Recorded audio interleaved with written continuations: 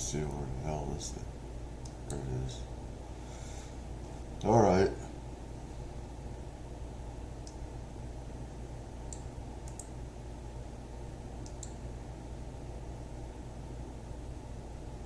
I'm trying. Let me get this stuff done here.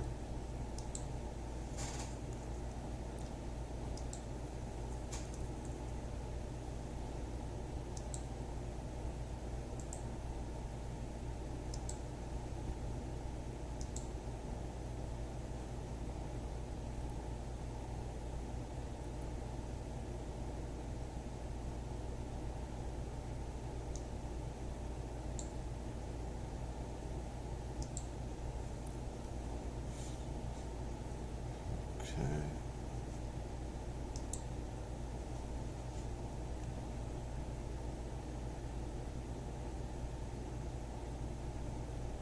All right.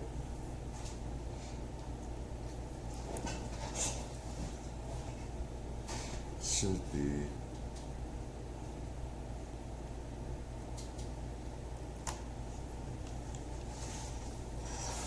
Everybody trickle in. I hope everyone's had a good night. I hope everyone's doing well.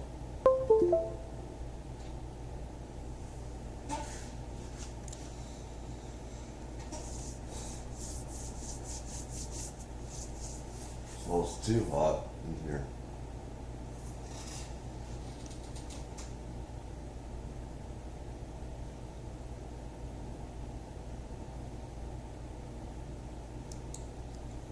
I really need to do this, and it's been crazy what's going on with a lot of government and stuff like that. What people have been, if it wasn't for social media like Twitter X, I'd say especially that, then we wouldn't have what we have today, getting the truth out, our internet, and there was Facebook where you could say things as well, freedom of thought, and without the internet, we wouldn't have freedom of thought and expression, and you wouldn't have, these WikiLeaks and secrets put out that were found to be true about the corruption of government and stuff, and find out, there's a lot of crookedness in our government, misinformation, and how both sides and political parties. I'm not a shill for any political side, because I honestly know how both sides like to censor us in different ways and say, freedom of thought, questioning government, they can label it, as Pompeo said, as terrorism. And I see both Democrats and Republican politicians doing that, where they want to censor us if we, have a difference of opinion, and how they see spying on Americans is a must. And the biggest threat could be not just from, I'd say, China or Russia, but the biggest threat to our democracy could really actually be our own government. And how they say that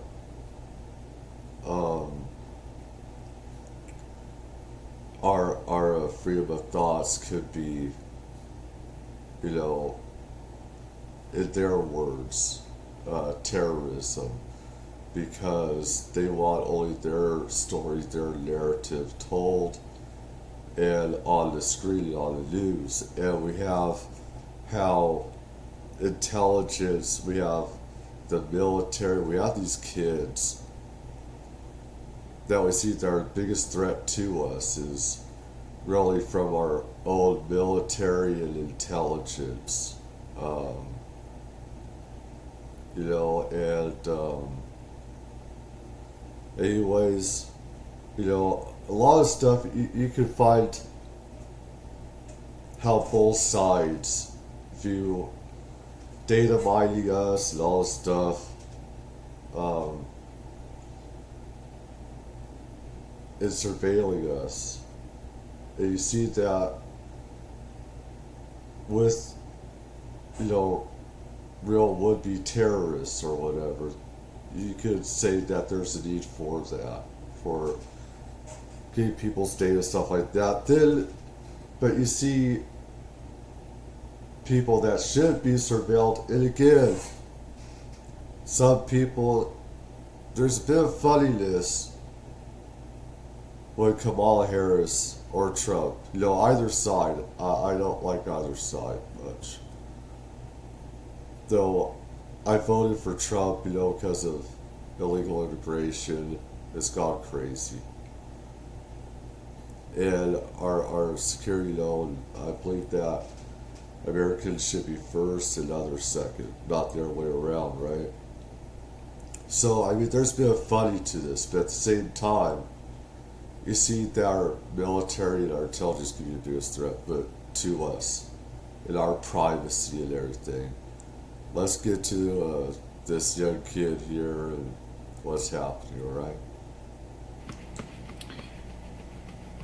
Breaking news, breaking news, breaking news. JLR investigates. Come on in. We have to discuss another situation dealing with a U.S. soldier. Come on in, folks. Come on in. This individual's in big trouble with the law, folks. Hacked into Donald Trump's phone records, Kamala Harris's phone records. A hacker, a 20-year-old U.S. military soldier, now indicted for hacking into the phones of Trump and Harris. What in the world is going on here, folks? As we've been discussing for the last few days, numerous soldiers, U.S. soldiers from around the country, committing these terrible acts on the grand scale. And here's another one. There's something going on with our U.S. military soldiers. Maybe, maybe not. That's what we're going to discuss. So we have a 20-year-old here. He has an interesting last name. It's called, his last name is Wagenius. Wagenius, like genius, like smart. Wagenius. But he's not very smart, folks, because he got caught by the feds. But he was working with other hackers from around the world. So we're going to talk about... This is like, to me, a sum of all fears, and he got caught with his pants down because he wasn't doing it. He wasn't sanctioned by, you know, National Security Council. He wasn't sanctioned by the CIA. He wasn't sanctioned by the FBI. He wasn't sanctioned by intelligence. And yet, people from within the CIA will tell you they're watching everything that Trump is doing. They're surveilling everything that Trump is doing, Kamala Harris is doing. They are doing that with Biden. They're doing that with everybody. I forgot his name. And I hate these people a lot because they think it's okay to do this. And it's not. And you're talking about us ordinary people too. How we are surveilled. And you're supposed to be spying on the enemy and not us. Now, keep in mind, I don't like politicians, alright? And there's a need to keep them in check. There is a time to look into them and stuff like that.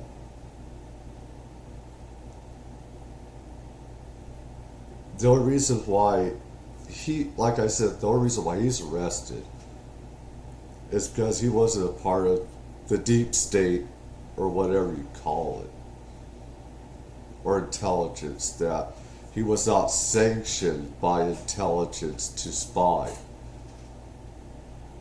why aren't others so pissed off or Trump yet said anything that he could have by now? It's because they spy on him all the time anyways. But they do it under sanction. They're okayed by intelligence to do it. This kid wasn't. He went rogue. He had his own organization, independent from military and intelligence. This is the only reason why this kid is in trouble. Where intelligence, the FBI, they'll keep it stored in their own basements, their own side rooms, and they'll wait to use it later for whatever internal reasons. This kid went rogue, and he got caught and stuff like that. That's the only reason why he's in trouble.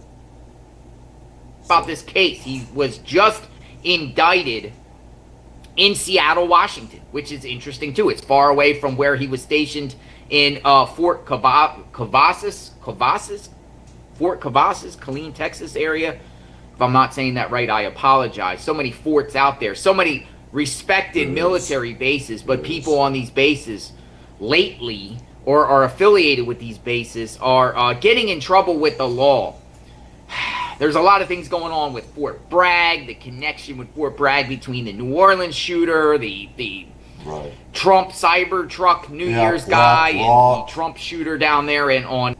You see how Black Rock, they had both of these attempted assassins in their organization. Black Rock controls a lot of what happens around the world. They're very dangerous. They're associated with the World Economic Forum, the World Health Organization, with one world's government. It's just a fact. People need to look up the World Economic Forum and BlackRock. You see in France where they've had riots against BlackRock. They also burned it, down. Some of them tried to.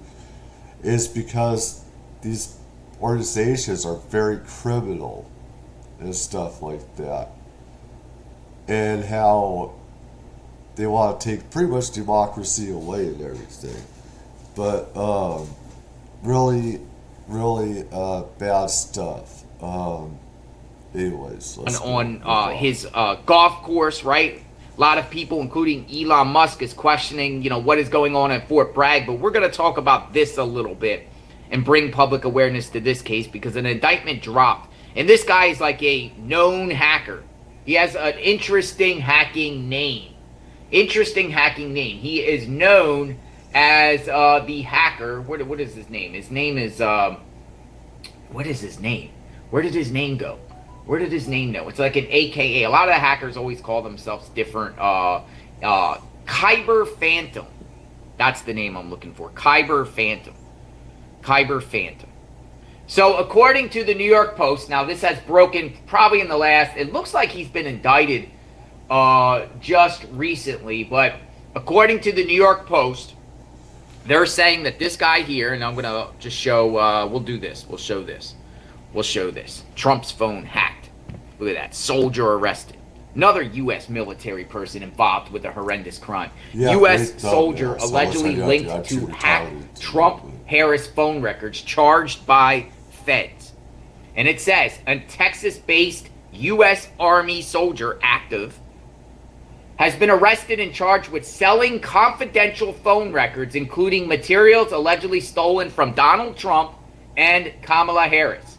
Cameron John Wagenius, right there, Cameron John Wagenius was indicted by a Seattle grand jury early. And in the military, there's different professions you can go to. This is what I love about the military and stuff, is that they will train you in whatever you want, profession you want to go in. Sometimes they'll select it for you, what they think you'll be good at.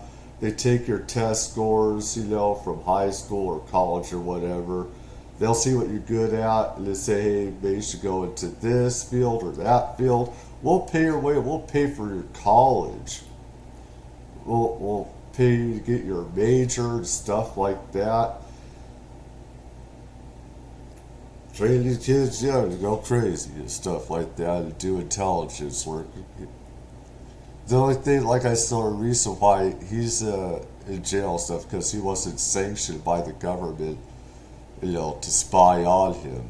So, like others are. Earlier this month on 2 felony counts of unlawfully transferring confidential phone records and information on an online forum and on an online communications platform. He's involved with other hackers that were in Ontario who are coincidentally indicted by the FBI too. There's something going on here. This does not sit right with me at all, folks, with these U.S. militaries having access to all these types of things and then, or being trained and then going off from their training or whatever they learn in the course of their duties as a U.S. military official or soldier, and then doing these wacky acts. For instance. All right, I gotta say first, this is JLR Investigates. I need to give him a like. There's stuff that we disagree on and stuff like that. But I've been doing this stuff for years and years. Couple of decades I've been doing research on this stuff. How the government, and even with Snowden, how we spy more on our own people than Russia and China combined. And there's some real sickos in our government. Real sociopaths, psychopaths. Where they see us as a threat. And when you see the civilians as a threat, then you have to automatically see the government as a threat. Because it takes real sick thinkers. And honestly, a lot of that comes from because maybe they deserve parts of the government to be totally... I believe some of these organizations should be destroyed and gone. I do. Because there's a lot of sickos running this. And politicians, how they've treated us, citizens. So they're going to see some of us as a threat, rightfully so, because of the way you treat us.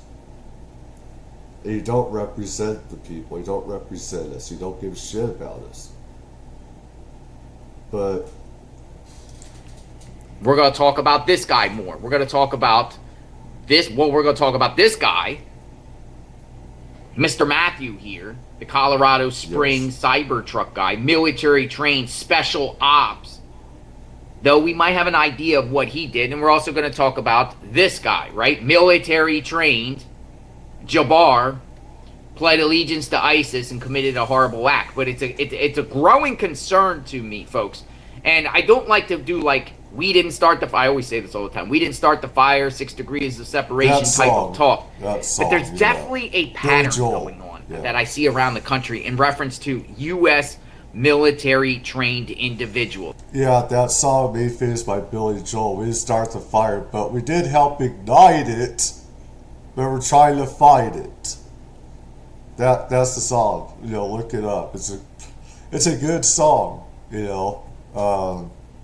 Where us civilians are guilty of helping ignite it, but we didn't. We didn't fan the flames as much as the government, as politicians do. I mean, why in the world would he even want to hack into Trump's phone? What is the point? Why would you even want to do that to the president-elect and also the vice president of the United States? He is a soldier at Fort Cavazos, formerly Fort Hood. Fort Hood. Remember Fort Hood? Well, I mean, at least you can't say he's anti-Trump, anti-Republican, anti-Democrat. He's an equal opportunist, I guess. So I guess you can say, he's equal parts on this. You can't say he's anti this side or that side, huh? I guess he just wants to. Hood, wasn't there a Fort Hood mass shooting years back by Islamic terrorists? Wasn't there a Fort Hood shooting? Yeah, I remember. So Yes, there they're was. saying Yes, there was. an online handle associated with What Genius, this guy, What Genius, has allegedly been linked to several high-profile cyber crimes. So it could be a bigger thing going on here, folks.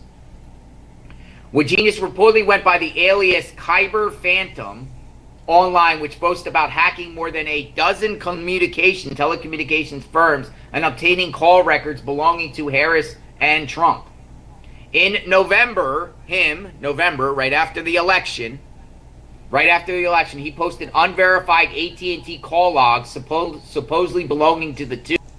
I just say we're not going to go through this whole thing because he's going through other people. I had to go through some stuff for news and stuff like that. A lot of different other things. Plus, this is his. I'm just going to put out some of the news stuff that he got from some of the news. I put on, what I know and stuff like that and everything. So I put out this disclaimer.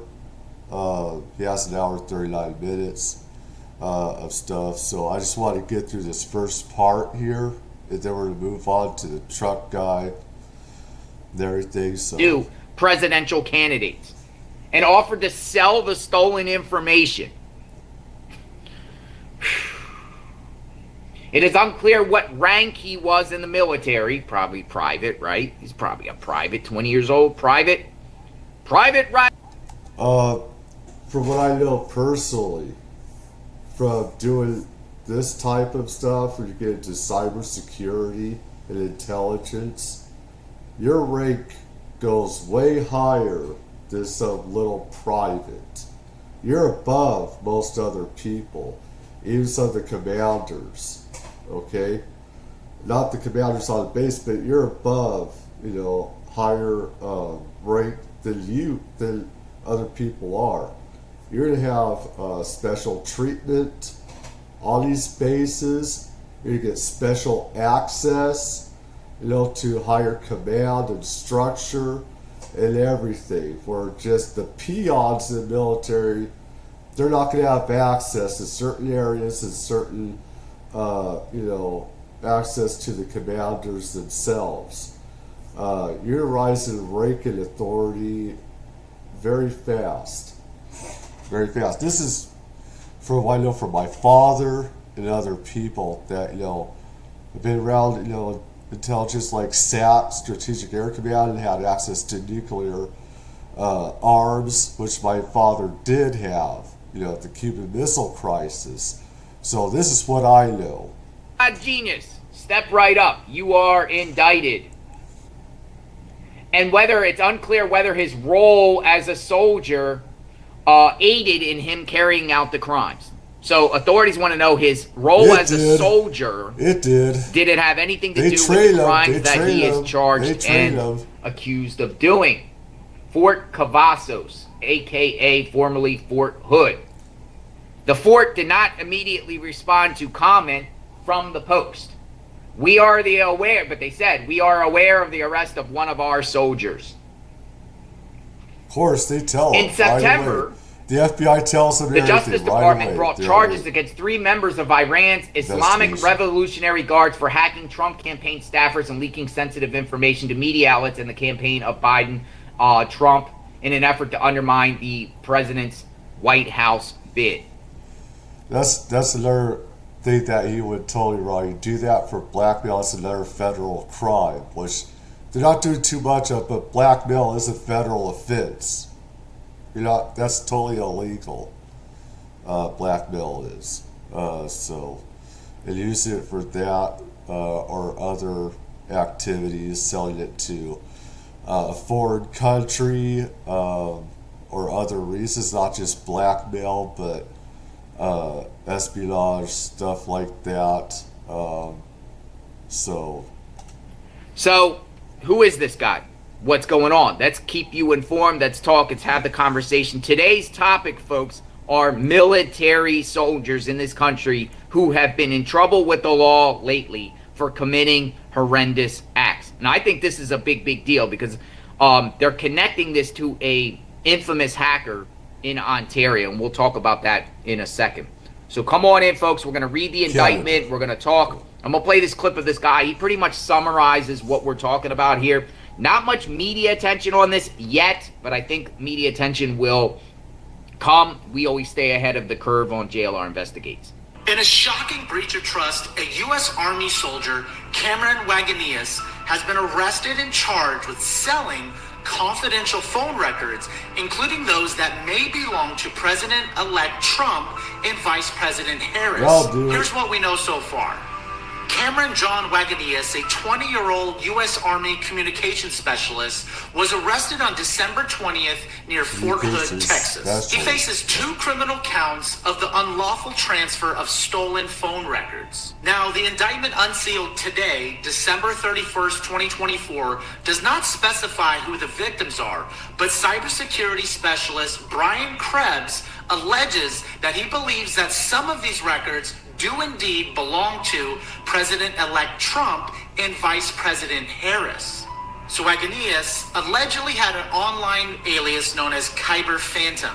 And Kyber Phantom was allegedly part of a group that took part in many different hacks. So not only did this group threaten cybersecurity researchers, but they were also involved in extortion activities, even targeting U.S. telecoms like Verizon and AT&T.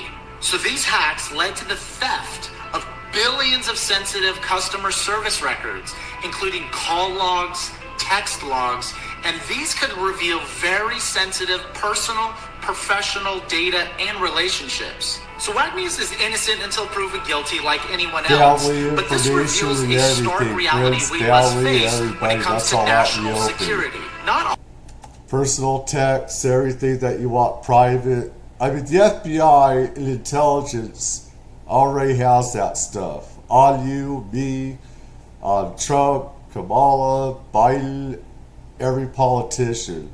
They have all that already. The thing is that they're not going to be, selling that to hackers, giving it out to hackers and everything. They could. I mean, there are some people, that, they'll give some stuff out, but they keep that contained in their own departments and intelligence, their own back rooms or whatever, they have special places for that.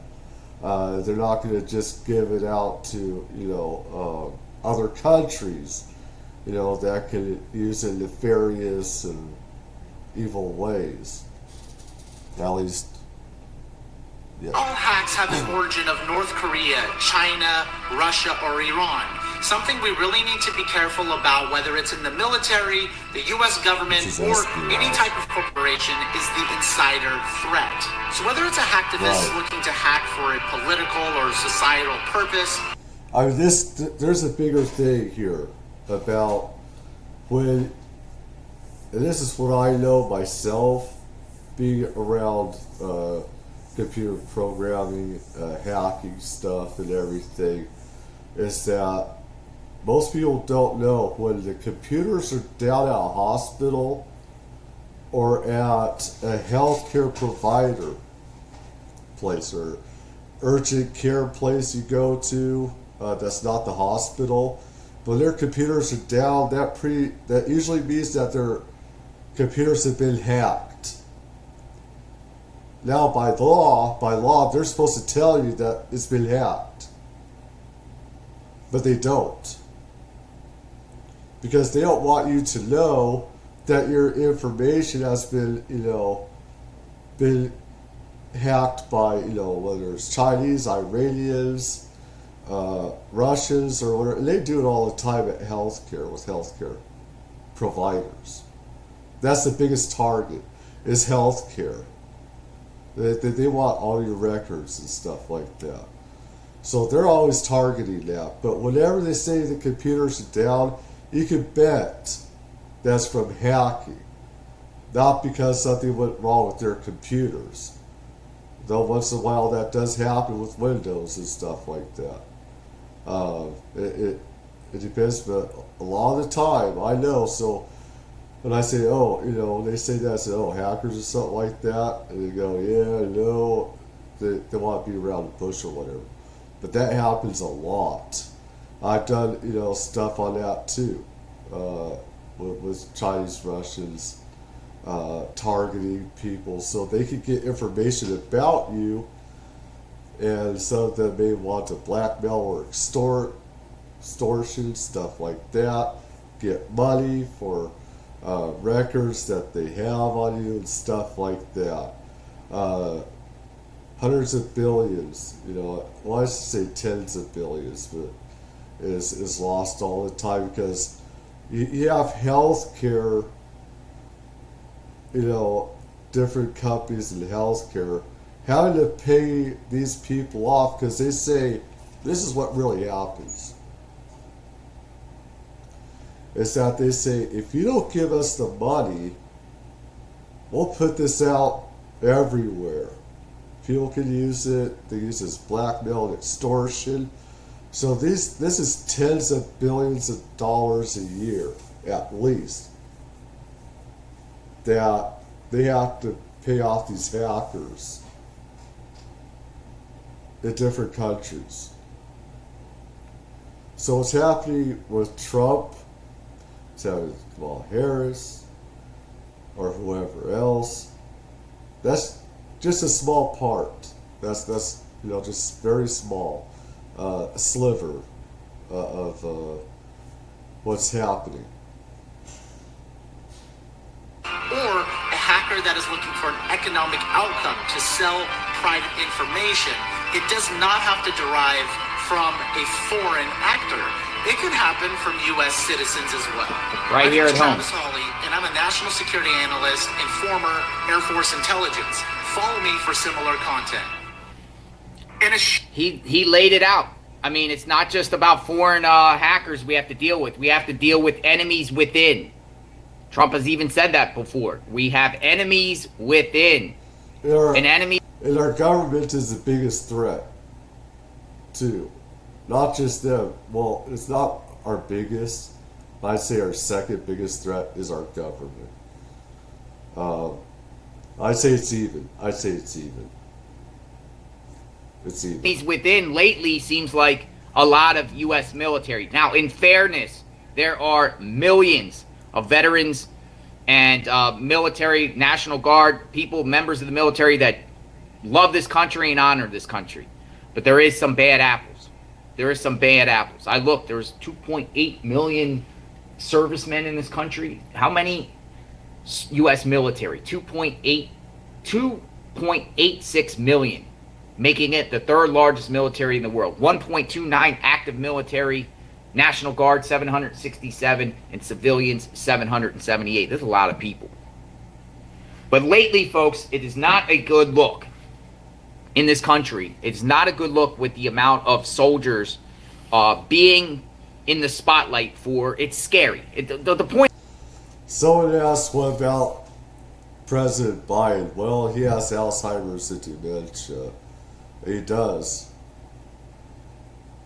I should know. I know people that had it. Alzheimer's and dementia. I'm qualified very much to know what I'm talking about. I've been around these nursing homes. I've seen it. And even with the shot that I got, so it messed up with some of my memory a bit too. But if you know anything about how people's memories just go over time, it does this, like, a lot of people, a lot of foreign actors and people ain't gonna care that much about him, Biden, anymore. That they're not. He's not the big, the big kahuna or whatever, the big fish, the much more he's on his way out. Kamala Harris, she is too. People can say, why her at this point? Different reasons. She could be coming back to the spotlight. Even though there's a lot of money, she owes donors about $1 billion. She scammed a lot of people, Kamala Harris did. owing $1 billion. There's a lot of stuff, crazy stuff that she's tied to. So Point is, it's scary, and the point of this live is, what in the world is going on here? What in the world is going on with military members fighting back or doing things to jeopardize national security? As you just saw, the two incidents that happened back to back on New Year's. A lot of people think it's connected. I'm not so sure it's connected whatsoever. So he had an indictment, but let me just play one more clip here, and then we'll share the indictment, and then we'll talk about the other guys in the news right now too, and we'll just talk about military in general.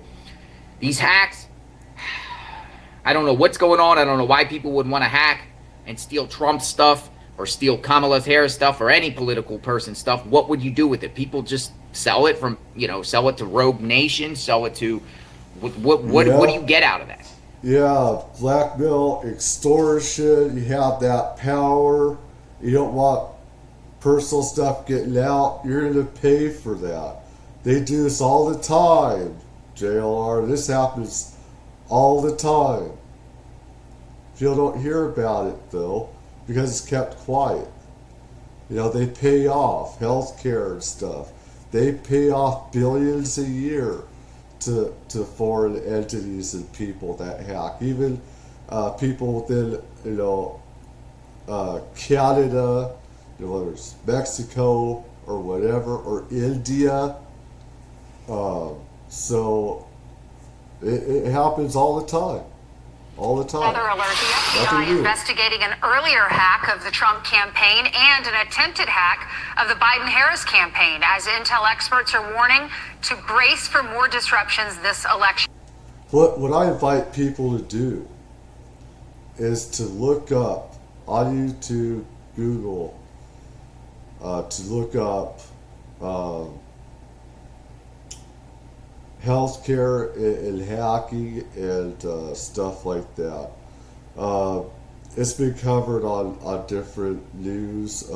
Let's see, 48 Hours, and other places. Just do a search about the hacking of healthcare and stuff like that. You're going to find it. Is stuff, and how these hackers actually shut down all the computers, and people could die from them taking over. People's lives. You got people on ventilators, life support, that they could just take down all this stuff.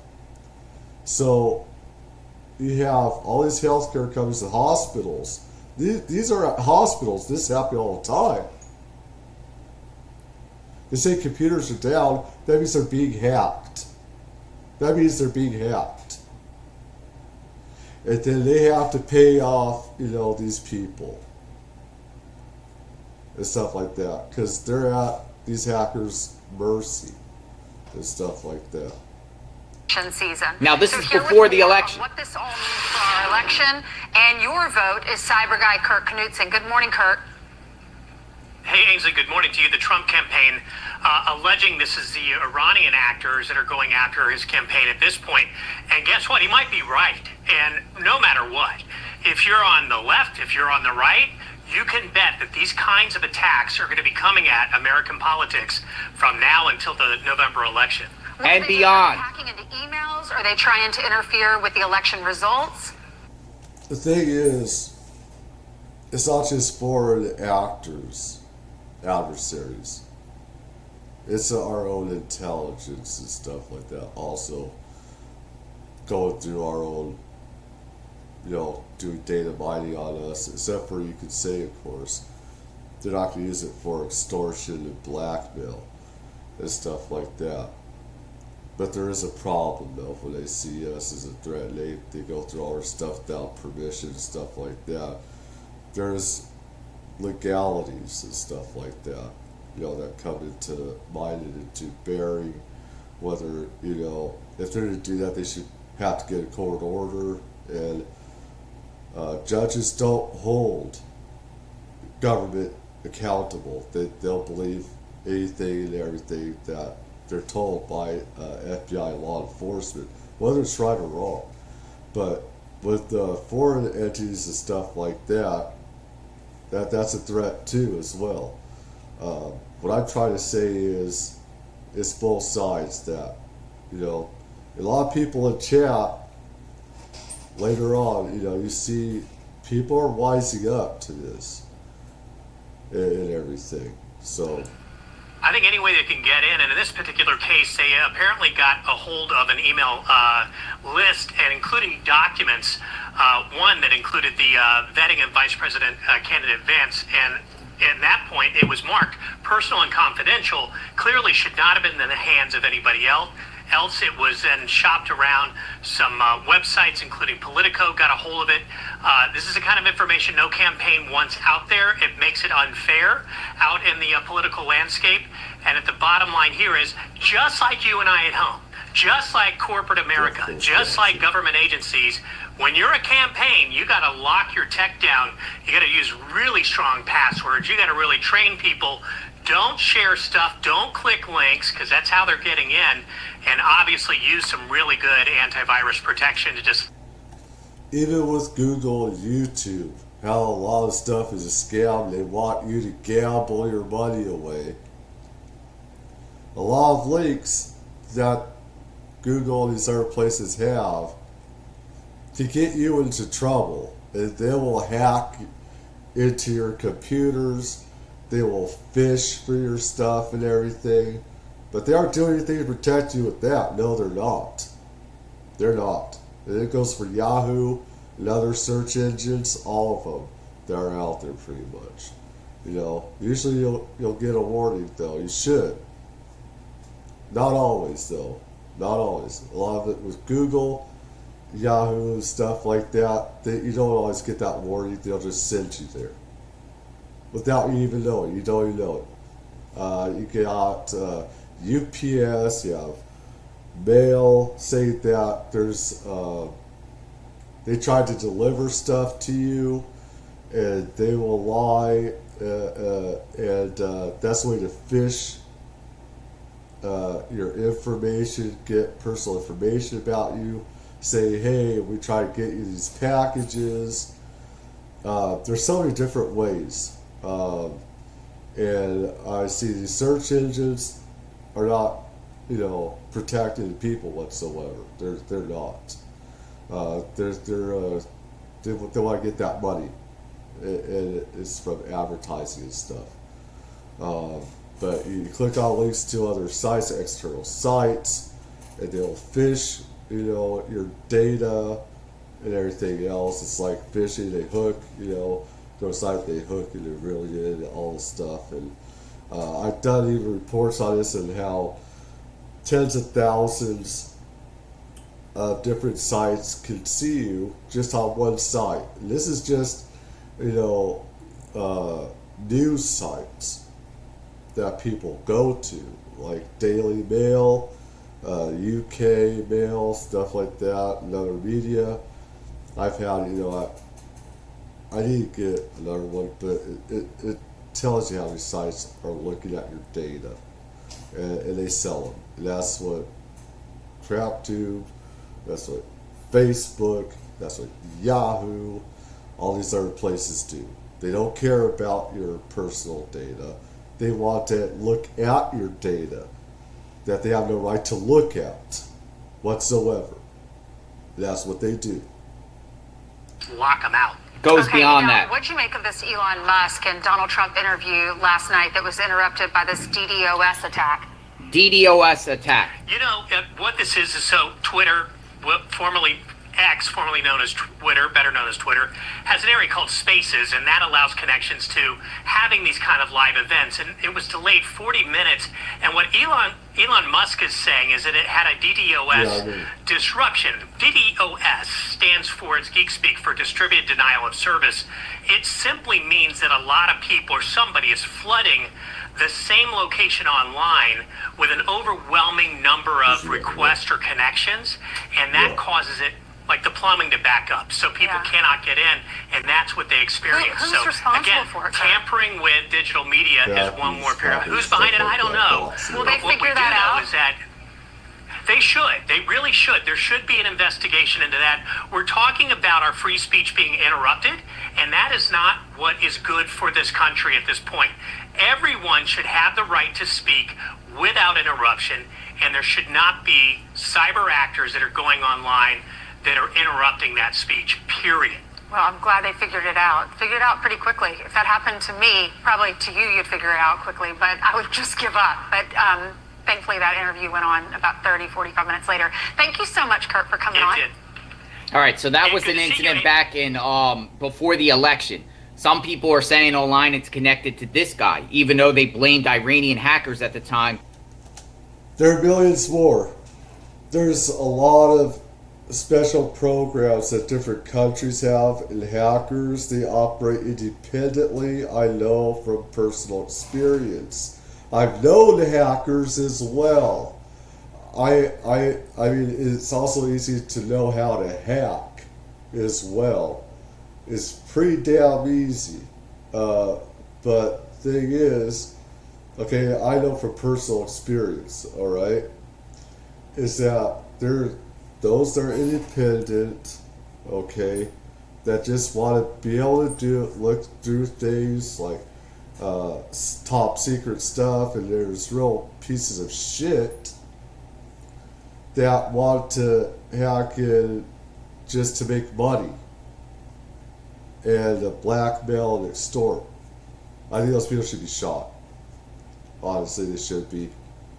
Just trash, alright? I don't like those types of people whatsoever.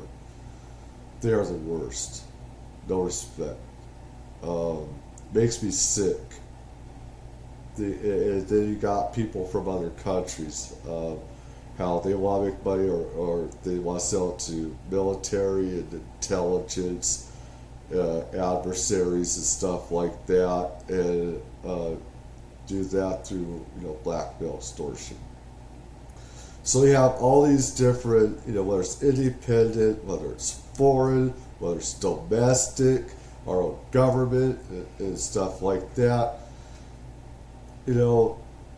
There's, people, need to wake up to that. I feel it's not just foreign. I knew one lady that wanted me to teach her how to hack. Hack people's phones, stuff like that. And I forgot. I have some bad ADD sometimes. And stuff. And there's stuff that I could just forget. Hacking is definitely one of them. Doing that. Though I think it's good for ad blocking. I think it's okay with that. Stuff like that. And putting in pros. But anyways, it's like,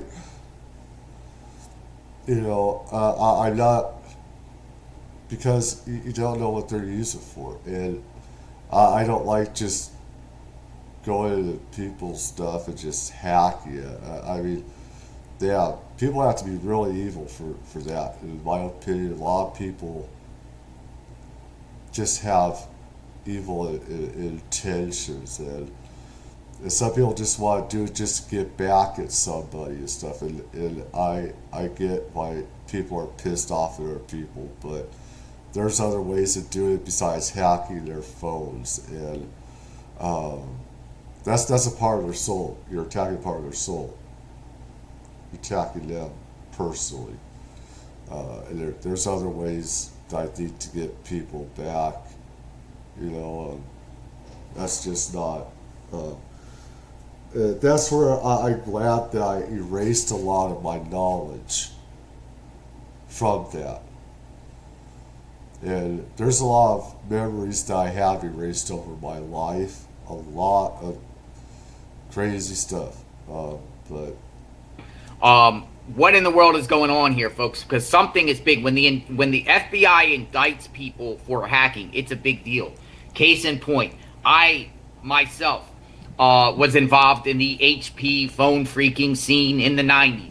I myself was, well, you'll call me a social engineer, but I was in these type of chat lines and forums, right? I know a lot about this type of stuff, though I've been out of the loop for years. Don't really want to get involved with any of that anymore, just monitoring what is being done in a sense. Yeah, because if you know about this stuff, you're a target. Just if I know stuff, he knows stuff, or whatever, people are to think that you're hacking, and you're not. We're not. I mean, hell, it's cool to know that. It is awesome. And it's awesome, when there's leaked stuff from top secret programs and holding the government, because of the lies that they put out the government and keeping them. I believe that hackers are needed sometimes to keep, government, honest, and because they're lying to people all the time. They're having things classified, and they should keep classified that people have a right to know about, and enemies know everything about it, but they're keeping it away from the people, and they lie to people about just about everything that there is, right? So it's like, oh my God, man. But yeah, it just say, it's like you're inviting trouble and stuff like that. You know what I'm saying? So it's better to just erase, keep that stuff out of your head, or else, people will say, this person's a hacker, this person's that. It's like sense, but I was engaged in that kind of stuff before. There's forums, there's chat groups out there. 2600 DEF CON. I don't know if you guys ever heard of DEF CON, which does an annual hacker conference and stuff like that. So back in the day, hackers handles, I had a handle myself, would call these chat line forums, BBS, bulletin board systems, and exchange codes, exchange stuff with other hackers, or align with other hackers. So when they tell you to protect your stuff and protect all your phone data and protect your identity, all that stuff, it's hogwash, because it's a lot to do with social engineering and the hackers hacking into the service providers and getting the information through them, not you. Backdoors. But it was a wild scene back then. This was the back in the days of Kevin Mitnick and Justin Tanner Peterson and all those people. DEF CON was a voice bridge that you could call and you could just exchange codes. I mean, back in the day, it was like cell phones, hacking into different cell phones, like 5ESS switch. You use codes, you put in codes and stuff like that. You could get in and out doors, back doors, all this stuff. There's a way to do it. I'm getting high. I'm actually getting high off this. So I'm waking up. I'm getting high off phones and digital phones and Nokia 5160 phones and all types of stuff and optiverters and phone diverters. It was a weird world. Definitely involved. Definitely have it in the back of my mind. A lot of things I forgot. I'm pretty glad, because that's not a thing you want to get involved with for sure. But the FBI, when they do indict you, which they indicted me. They indicted me for part of a phishing, hacking, identity theft scheme that I was involved with a group of hackers from Texas. I was indicted in Texas, but the same thing. With the FBI, when they indict you, when they finally indict you for a crime, they got you. Hacking, you're fucked. Or that fraud type of things, through hacking means, they're coming at you, and they're going to come at you hard. Means they know things and they feel like you're a threat. My threat was so serious myself, they didn't even give me a bond. So go figure. And that was back in the day. That was the back of the day, swatting and all types of crazy stuff. There was wild stuff. It was like the wild, wild west of the internet. Should be a federal for sure. offense. The beginning stages of the internet. But this guy has been indicted. Here it is. Here's the indictment. So we're talking about the indictment of Cameron John. And I want to say his last name is Wagenius. That's this Trump hacker. This is this guy right here. Genius, but I don't like a lot of hackers. I do not like. Don't get on their bad side, though. No, don't fuck with hackers. But no, holy shit. No, man. But he was a genius, but I don't like. This is the thing. I've known hackers, alright? Thing is, I don't like any of these sickos. Sick folks that want to use extortion, blackmail, make money, and stuff like that. I think those people should just be shot. Because those are sick ass mofos. I got no respect for them. And then there's the hackers that just want information. Those I don't care too much about. Those. I mean, it's about knowledge. There's a huge difference between those that are just sick, criminal and everything else. Just sickos versus people that just want intelligence and want to know everything.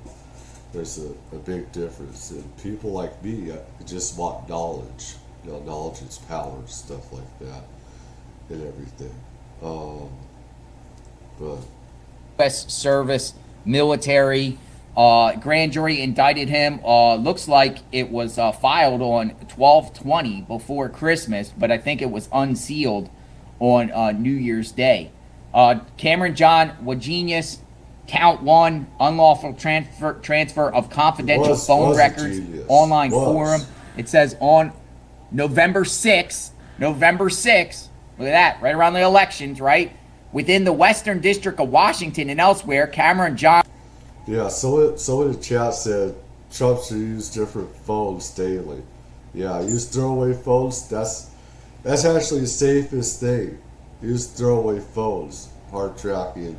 And then there's these sleeves. I forgot. I need to buy one of those sleeves where they can't track your phones or whatever. And everyone should have those anti-tracking sleeve devices that they use in courtrooms and stuff. So it's like you can't ring, you can't track your cell phone data and stuff like that. Everybody should have those. Wagenius did in interstate and foreign commerce knowingly and intentionally sell and transfer and attempt to sell and transfer confidential phone records, information of the converted entity without prior authorization from the customer to whom such confidential phone records, information related, and knowing and having reason to know such information was obtained fraudulently in violation of 18 USC 1039. And then he has count 2. So it's very vague, though. That's the problem, is these indictments on the federal record level are sometimes very vague. On count 2, unlawful transfer of confidential phone records, information, online communications platform. And on this, it says, on or about November 6th, in the Western District of Washington and elsewhere, Cameron James Wagenius did, in interstate and foreign commerce, knowingly, intentionally sell and transfer and attempt to sell and transfer confidential phone records, information of converted entity without prior authorization from the customer, to whom such confidential records, information related, knowing and having a reason to know such information was obtained fraudulently, signed by the grand jury foreman. So this guy is facing a world of problems. But who is he working with? Who is he working with? Is he working with Iran? Yeah, who the fuck is he working? Is this guy working with Iran? Is he working with foreign? Whoever. He could be independent. He doesn't have to work for. People. He knows this. He knows this, man. He's been around hackers. He knows this. I've been around hackers before. 20 years ago, stuff like that.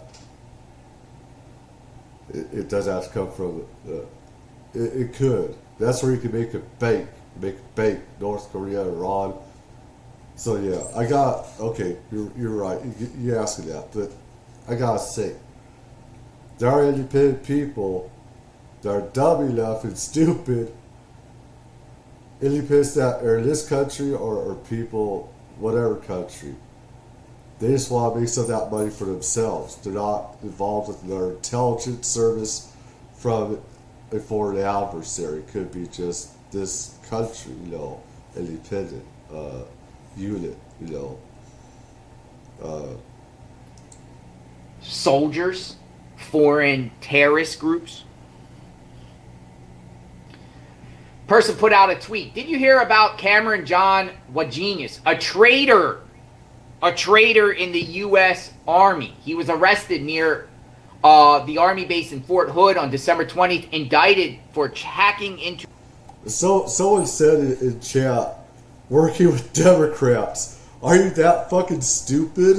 I mean, Jesus Christ. He went after Kamala Harris. You can't say that he's exactly, Democrat, pro-Democrat, pro-Republican. He's equal opportunist. To Trump's phone and posting Harris and Trump call logs.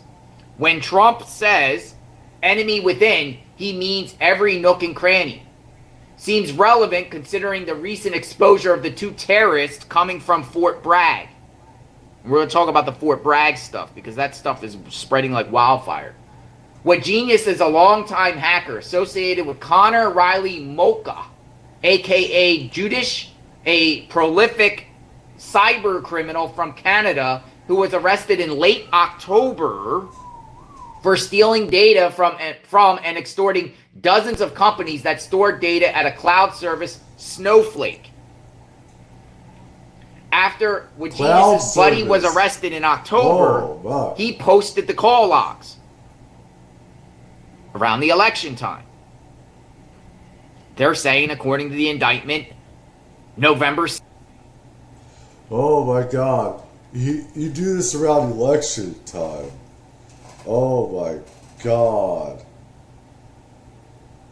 The thousands of people via cloud and everything else on these servers that they have access to. That is fucking crazy.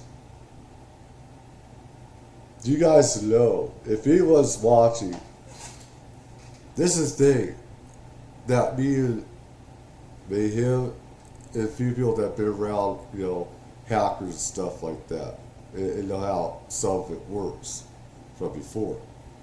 Alright? You have access to these clouds, all these other different servers. You can get all this information from these servers.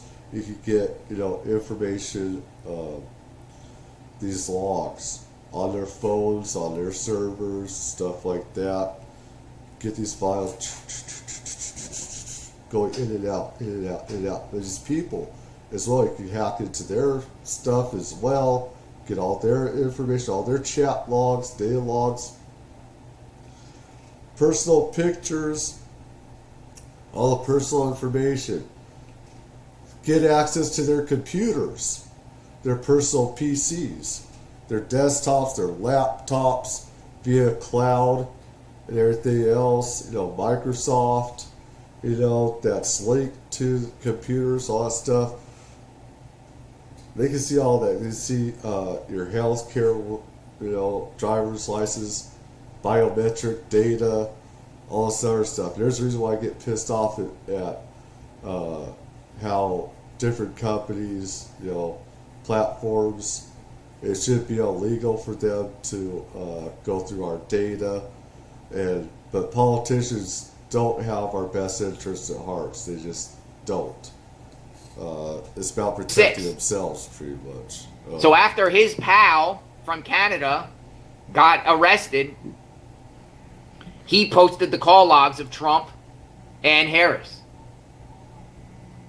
Wagenius also was offering to sell Verizon data for mainly U.S. government agencies and emergency first responders. Oh, this is a traitor. Wagenius. He's not so genius after all. A private security firm, Unit 221B, helped track down his real life. He's a dumbass. How did this idiot get in the military? He's so retarded. Oh my God, what an idiot. Oh my God. Dude, what an idiot you are. Oh my God, you're identity an idiot, only because he dude. targeted You're the wrong person to idiot. harass.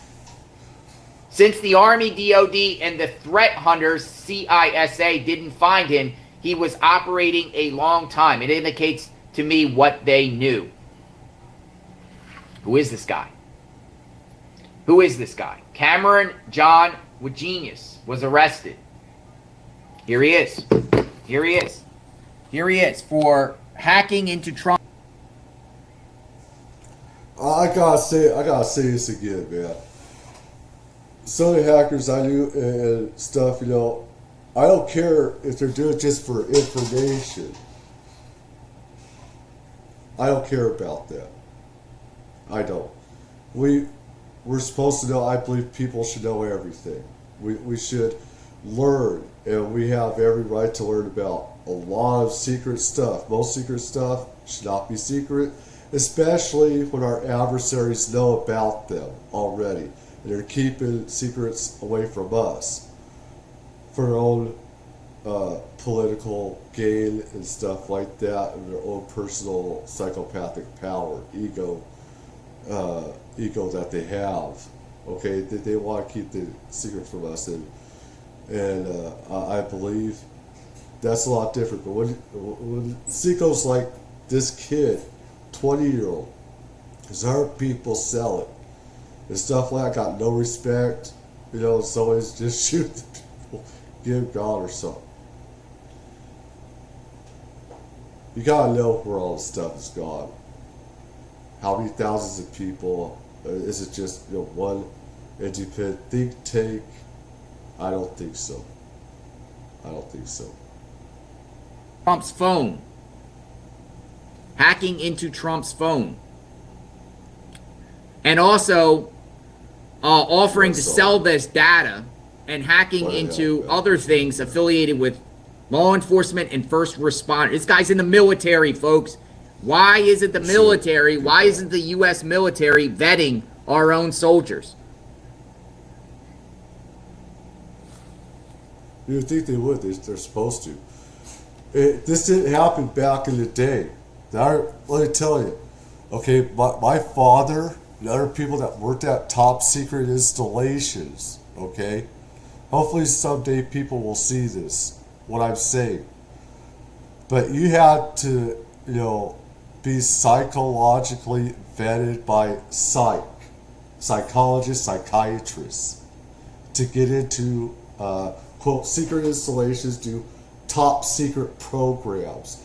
And they would go over your phone calls. They would go over your relationships with your wife, your friends. The FBI would vet you. These motherfuckers ain't doing that. The FBI used to do that. That's what the FBI is for. This is partly what the Central Intelligence Agency, CIA, is for. To spy on the people that are spying on us and them. Checks and balances. There's supposed to be checks and balances to make sure they're not selling these top secret programs to the enemy or to the people. Now, when you go to these secret installations, because I've been at some of these places where, you know, they take off and go to these places. They say, "Mom's the word." If somebody's talking, you better make sure. It says it has these signs when you go to these places. I better not say too much because I can get into trouble. I need to shut my mouth on some of this stuff.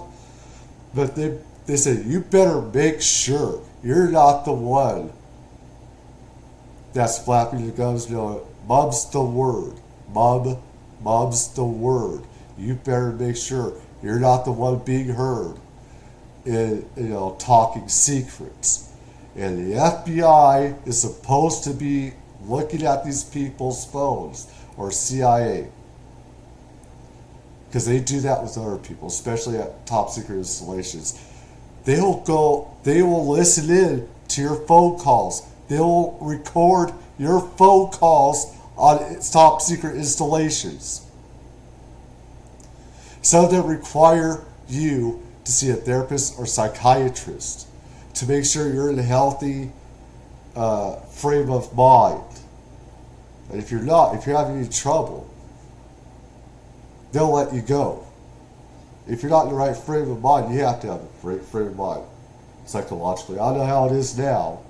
I guess every Tom, Dick, and Harry and Jane is allowed in. You got hackers within the military hacking the president-elect and vice president.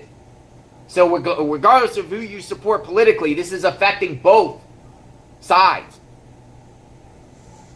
Yeah. Both sides. To me, yeah. Now, I do want to share something. We want to talk a little bit about. Now, here's some photos of him, by the way. This is the hacker. This is the hacker. Enemies within, they say. DEI Enemies army? Within. Here he is. Yeah. Here's your hacker. Yes, it is. Here's your hacker right here. That, but yeah. Hacker. Too much DEI Hacker. and everything. U.S. military. He's a young kid.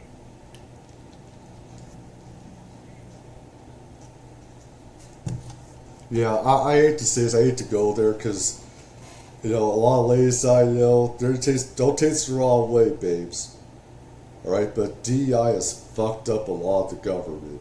All right, with this, where DEI means that and I'm mixed race. I got some mixed race. So, and I don't like how I could have gotten special opportunities if I've used that mixed race, some of it, from ancestry. I did because it's racism. It's the very definition. DEI is racism. Okay? It's discrimination. You probably don't know, and it's indoctrination and stuff like that. And it needs to be thrown out. It should be illegal. You should be getting a job based on your intelligence. On intelligence alone. Of you earning it. Okay? Not by, color, ethnicity, and stuff like that. And I remember Melanie King, she was doing stuff on this. And I wanted to do that, but sometimes I just don't like doing too much real life negativity, I guess,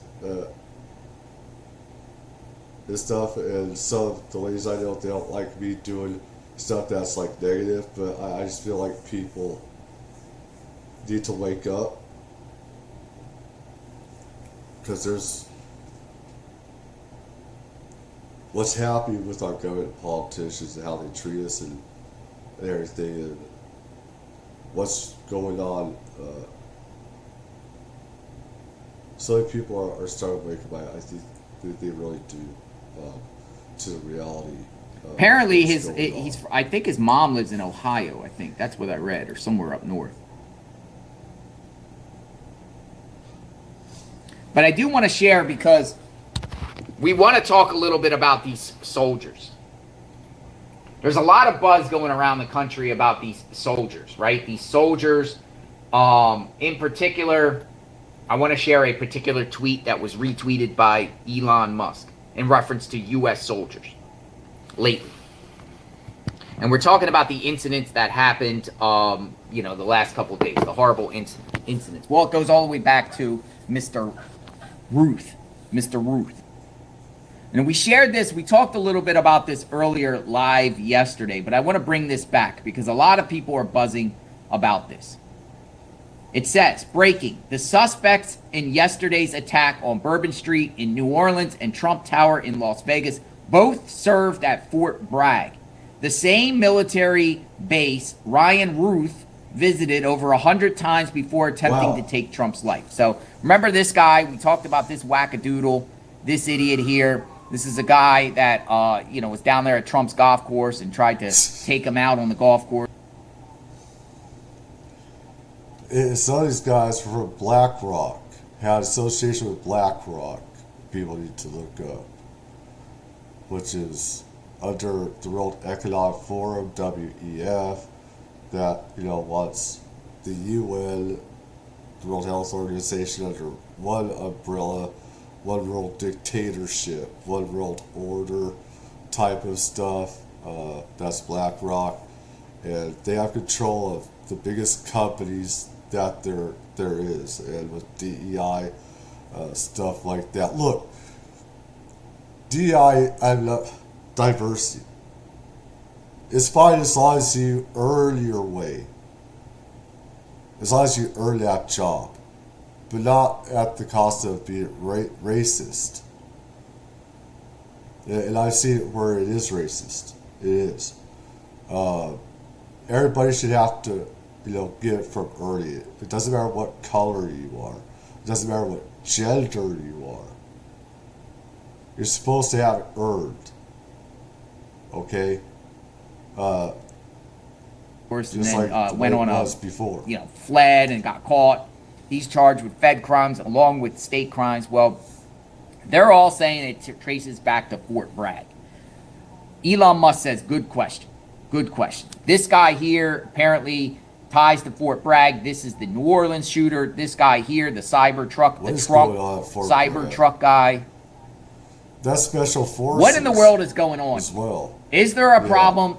Yeah, psychological operations, right. I forget this because I've been around some of this stuff from people. Special operations, yeah, that is. You got, North Carolina.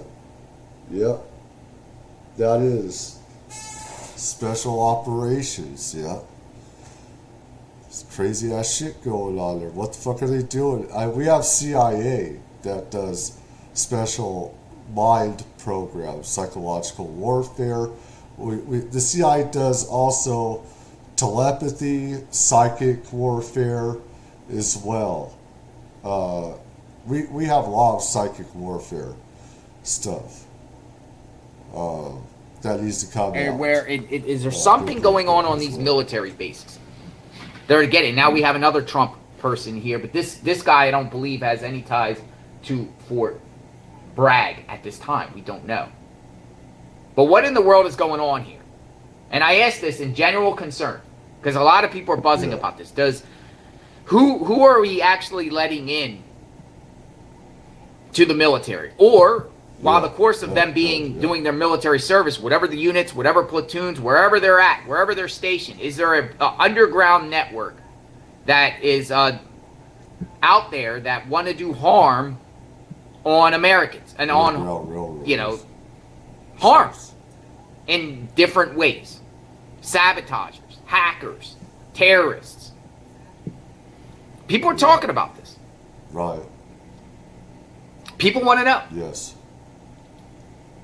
John Cameron Wagenis was arrested near Fort Hood. The sparse two-page indictment doesn't reference specific victims of the hacking activity, nor does it include any personal details of the accused, but a conversation with his mom, Minnesota native Alicia Rowan, R-O-E-N. So this article here saying they had conversations with his mom. So Minnesota, I said Ohio earlier. Minnesota.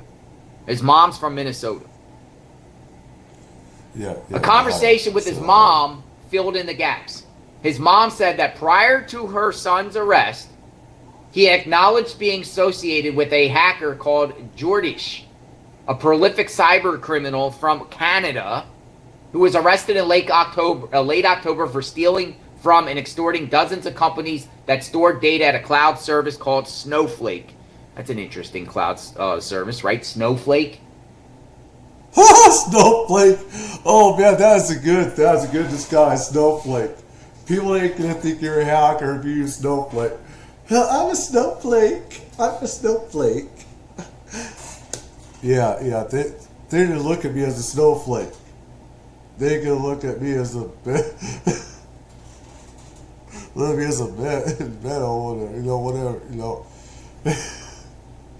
That's a fair guy. I don't know. It's like, oh my god, dude. that is smart. I call myself Snowflake to make myself look like a joke. That's what I do. I like making myself joke. That's what I do. That's what I have. That's what I use. Tato softcore instead of Tato hardcore. I remember Carly saying Tato softcore. Except for with some of them, I earned that, to be honest. You know, and he was just joking. It's like I deserve that, though. You know, but yeah, I silliness stuff like Snowflake. that. I just Never even heard of Snowflake. oh man, In an interview with Krebs on this Security, Snowflake. Try unicorn. Try Jordish unicorn. said he had no interest in selling data, the data he stolen from Snowflake customers and telecom providers, and that he preferred to outsource that to him. So in an interview, this guy that got a Canadian hacker, cyber terrorist, admitted in an interview prior that he gave the information to him. Meanwhile, Cyber Phantom, who he calls himself, claimed to post on Telegram that he was responsible. Oh man, I'm sorry. I'm sorry. I have to laugh because I don't like all the negativism, the negative that we're getting for this. So we need to laugh as much as possible when we can. Also, because the ladies I know, they ain't gonna want to hear this because it's negative, right?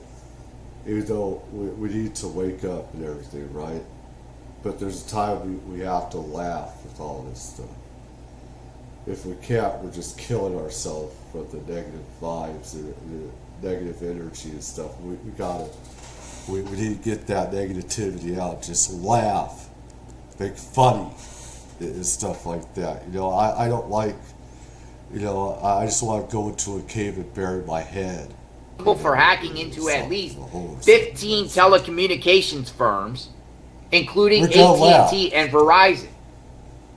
On November 26, Krebs on Security published a story that followed a trail of clues left behind by him, indicating he was a U.S. Army soldier stationed in South Korea. Christian Snowflake. He was stationed in South Korea? Oh! His mom... Mamma mia! There goes the North Korea! Mom said Cameron worked on radio signals and network communications at an army base in South Korea for the past 2 years, returning to the U.S. periodically. She said Cameron was always good with computers, but that she had no idea he might be involved in criminal hacking. Well, if you love your son, you have a good relationship, you're not going to say, I wonder what my son is doing. Porn? That's give and take, yeah. That happens and stuff. I should know that, but, I mean, you don't think of your son as somebody, selling secrets. I mean, if you have a good relationship too, it's like, well, it's just good with computers, just doing his job, he's in the military, he's doing his thing, he's a smart kid. Moms never know. You're not going to think bad of your kid. My mother didn't know. The moms never know. Or sometimes the moms know, but they just can't accept it. The father. South Korea. I was never aware he was into hacking, his mom said. It was definitely a shock to me when we found this stuff out. I could believe that. His mom said he joined the army as soon as he was allowed to of age. What's that, 18? He joined the army when he was 18 years old. Yeah, obviously. Following his older brother's footsteps. Okay, so we got an older brother in the military too. Who's his older brother? His older brother involved in any hacking? Wasn't underage. He and his brother, when they were like 6 and 7 years old, this is according to his mom, would ask for MREs from other countries. She recalled referring to military-issued meals ready to eat food rations. They both always wanted to be in the army. I'm not sure where things went wrong. Well, let me tell you about MREs. There's some good MREs I'd rather have over making homemade or going out and buying, because well, it's healthier than going out getting some, fast food. But the last 20 years, MREs have gotten a lot better. MREs, oh man, you just have 3 of those a day. You get everything you need that your body needs. Okay? It's that. Everything, all the carbs, proteins, you get all of that in those meals. So, I mean, I've asked, where can I get these? It's like, thing is, MRE's going to cost more than other food. So, I can't do it. But heck, it's a diet. It's just be all you can be, right? In the Army. Yeah, it is. This guy was also in the Army, right? He was also in the Army. 32,000. We'll talk more about him and Fort Bragg and the others in a second, but let's take us back to Genius, the hacker. The hacker. Immediately after the news broke of that other cyber terrorist arrest in Ontario, Canada, back in October, he posted on the hacker community breach forums. Remember these names, breach forums. What they claimed were the AT&T call logs for President-elect Donald Trump and Vice President Kamala Harris. So he literally had the AT&T phone logs of Trump and Harris. How can he obtain that? And everybody else that's connected via cloud and all these servers. Because you could do that in their computers. The phones and other people's phones that are, that they communicate with. Did he do that? I would think he would. As a hacker, yeah. He'd have to have access to all this other stuff. Because everything's connected. You got Microsoft, you have cloud, you have that you link to the computer and everything else. So you have everything that's on their computers, all this stuff, external hard drives, internal hard drives, all this stuff. My God, the power and shit they had to have. Oh my God, that's a dangerous motherfucker. Probably didn't get it through Trump's phone himself, and he probably didn't get it through Kamala Harris's phone itself. He got it through AT&T. Hacking or social engineering, sometimes it's a combination. Sometimes these hackers back in the day when you want to get into people's call details. Okay, we'll just talk about call details. Like when I was back in the day and you want to get someone's call detail, a call detail is someone's phone and everyone's number you call off the phone, incoming and outgoing, right, on your phone. Your codes and stuff like and you would call the phone company. I would call the phone company. IP address. And I would pretend I'm the person. And I would provide, the phone company's social. Yeah. Just like India scammers. Address. Sometimes the phone company would want to call back to verify that I'm the actual person. So what I would do is I would call forward the person's phone to me. So when the phone company calls back, everybody should look at scammers, like Scammer Payback and India scammers. They'll pretend to be Microsoft or some other, or Amazon or something, and say, hey, you've been hacked, but we'll help you get unhacked if you pay us 10 grand, or you pay us $800. We'll fix your Microsoft. We'll fix all this stuff. We'll fix the Amazon thing, but you have to pay us. And they'll go through like TeamViewer, other peer-to-peer thing, and they'll go through and they'll hack all the stuff on your computer, all your information, all your credit, debit card information, and they'll think that they'll get you go to a bank, get money, get to one of their bitches. The car should be shot for what they're doing as well and hang. They should be hung. Never mind put in prison. I don't like people like that. Those are worse people. Alright? I have just awful. That's what I'm saying. Those are worst people in the world that do to our people. and stuff like that. People need to look up, these Indian scammers and stuff like that from India and other what they do and everything, because it'll open your eyes. And say, yes, I am so-and-so. They call back. Oh, okay, thank you for the verification. So I gave them the social of the person, the target, forward the phone, boom, you have it. Because you can forward someone's phone remotely back and forth anytime. Army Cyber Command has 17,000 soldiers. It's real easy. Or... That's an army. Or... That's dangerous. Because they can also do that with their own people as well as others. I mean, China has the biggest one, probably. China, I'd say, has the biggest. No, it was America. It was America that had the biggest. Or Russia. You could call AT&T and act like you're another AT&T employee. A tech number. This is JLR tech number 128. How you doing? My system's down. Is your system up? Yeah, okay. Well, I'm having difficulties here. I wanted to do a call detail on this particular number here. Could you provide that to me, please? Sure. Where can I send it? Things like that. Social engineering. Or it could have been a direct hack. Yeah. I forget a lot about this stuff. It's been so long, man. It's for me. It's been like 30 years. Yeah, so it was. I was entrenched in this craziness in the 90s, particularly 95, 96, 97. Pretty hardcore out there. Hacking into phones. When I say hacking into phones, it's not hacking. It's really social engineering to obtain information to hack. But some people are hackers. Apparently, this guy is a hacker. Yeah. So he hacked and he exchanged.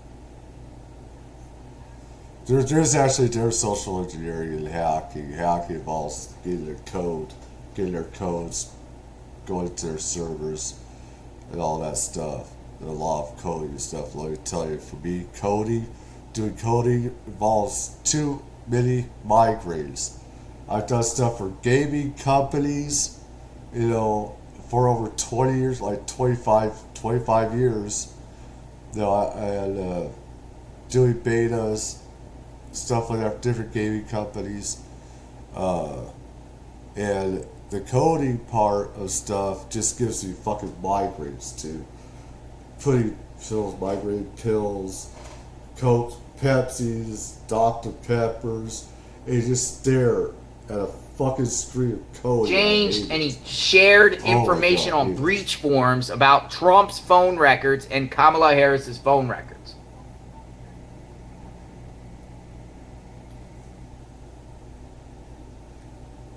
There was one more on it, though, that said ban all Democrats from the military.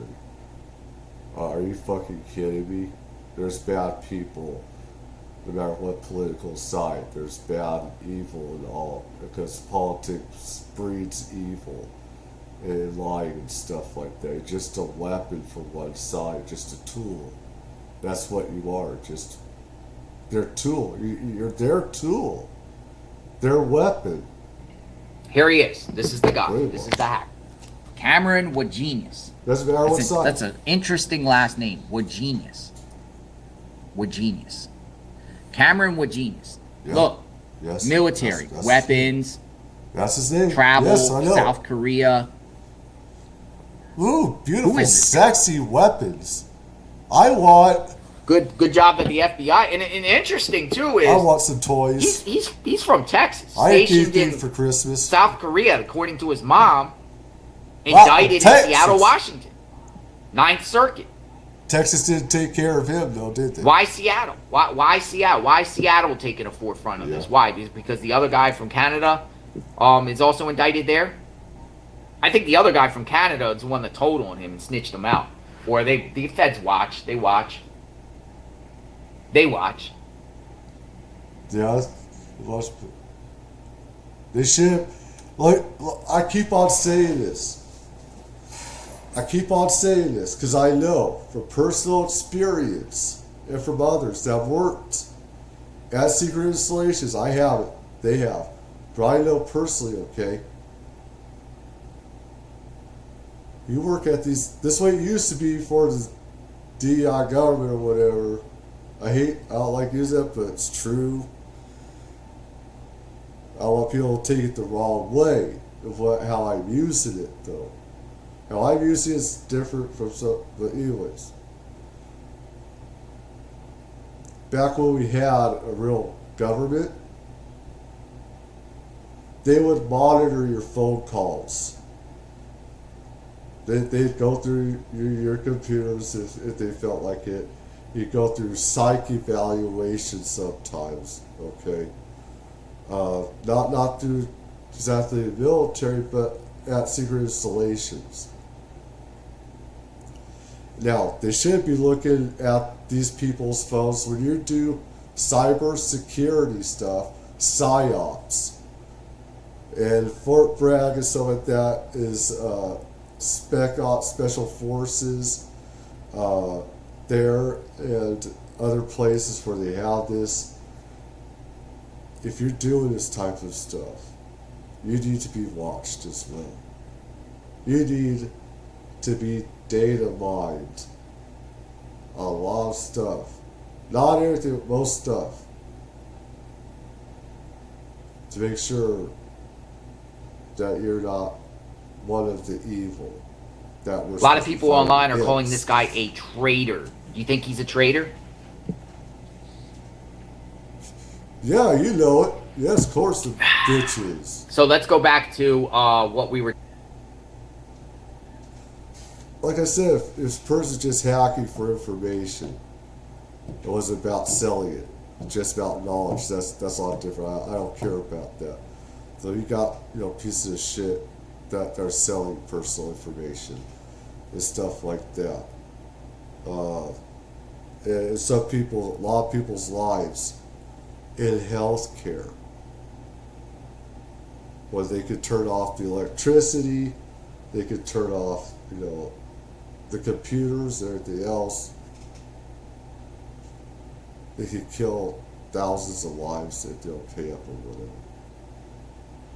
I say just off, those people.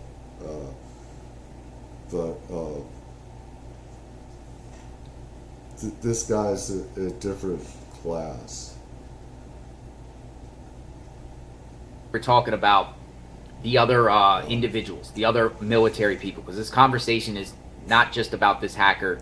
It's about what we discussed prior, this right here. Because a lot of people are talking about the Fort Bragg connection between the soldiers. The Fort Bragg connection. Let me actually get this tweet right here. This is what we're talking about. We're taking us back to these wackadoodles in the military.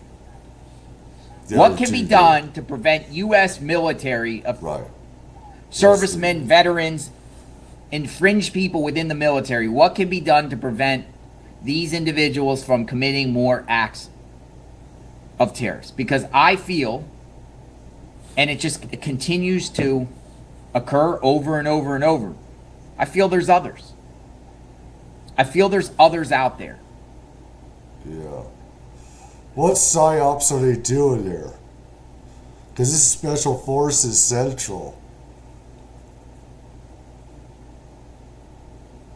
I used to know all the branches, everything. Special operations there and everything. You have chemical warfare, you have psychological, and you have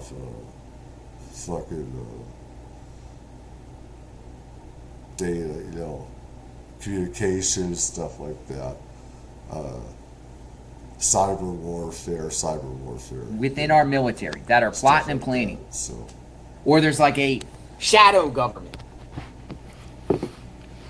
This guy on Twitter named Malcolm Flex, I follow, puts out very interesting stuff. I do want to share what he had to say about these military people, Fort Bragg. Listen to this. This is very important. Very important. And it'll make you go, When you listen to this, it makes you go, and it definitely, raises your antenna. So if you were worried that 2025 was going to at some point be a little bit boring, don't worry, because the script writers heard your worries and pleas and they took it personally. And man, did they cook up with about 4 opening events for the first day of 2025, starting even as so early as 3 o'clock in the morning. 2 of them, however, are pretty notable, being terrorist attacks. And not just terrorist attacks, but terrorist attacks that came from former United States military personnel. Now, Biden and the FBI will have you believe that both of these are unrelated, standalone. Someone in chat said, "Don't worry, they'll investigate themselves." That's the problem, is that, government, it never, takes accountability for themselves. That they don't. They have what's called natural immunity. It's a real thing.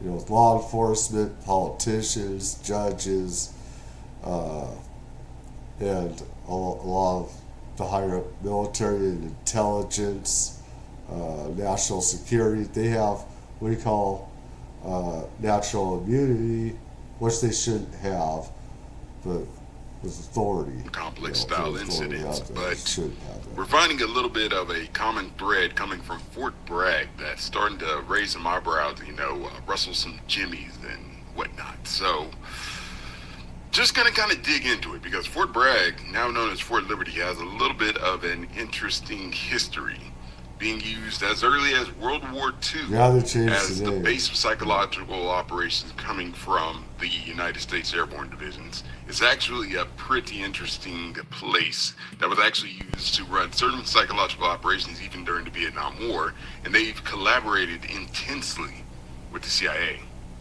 Now, Shamsu Jabbar was actually technical personnel. This started in the 50s, actually. This goes back to the Bay of Pigs and the CIA. They have that being sent, Florida, then going off to Cuba, and JFK, the assassination, his brother's assassination. We have Martin Luther King assassination. All these things are tied together with special operations, mind control, and also erasing people's minds, implanting memories, false memories. We do it all. We do all of it. I'll be right back. I need to take a leak. Be right back. We're only 38 minutes.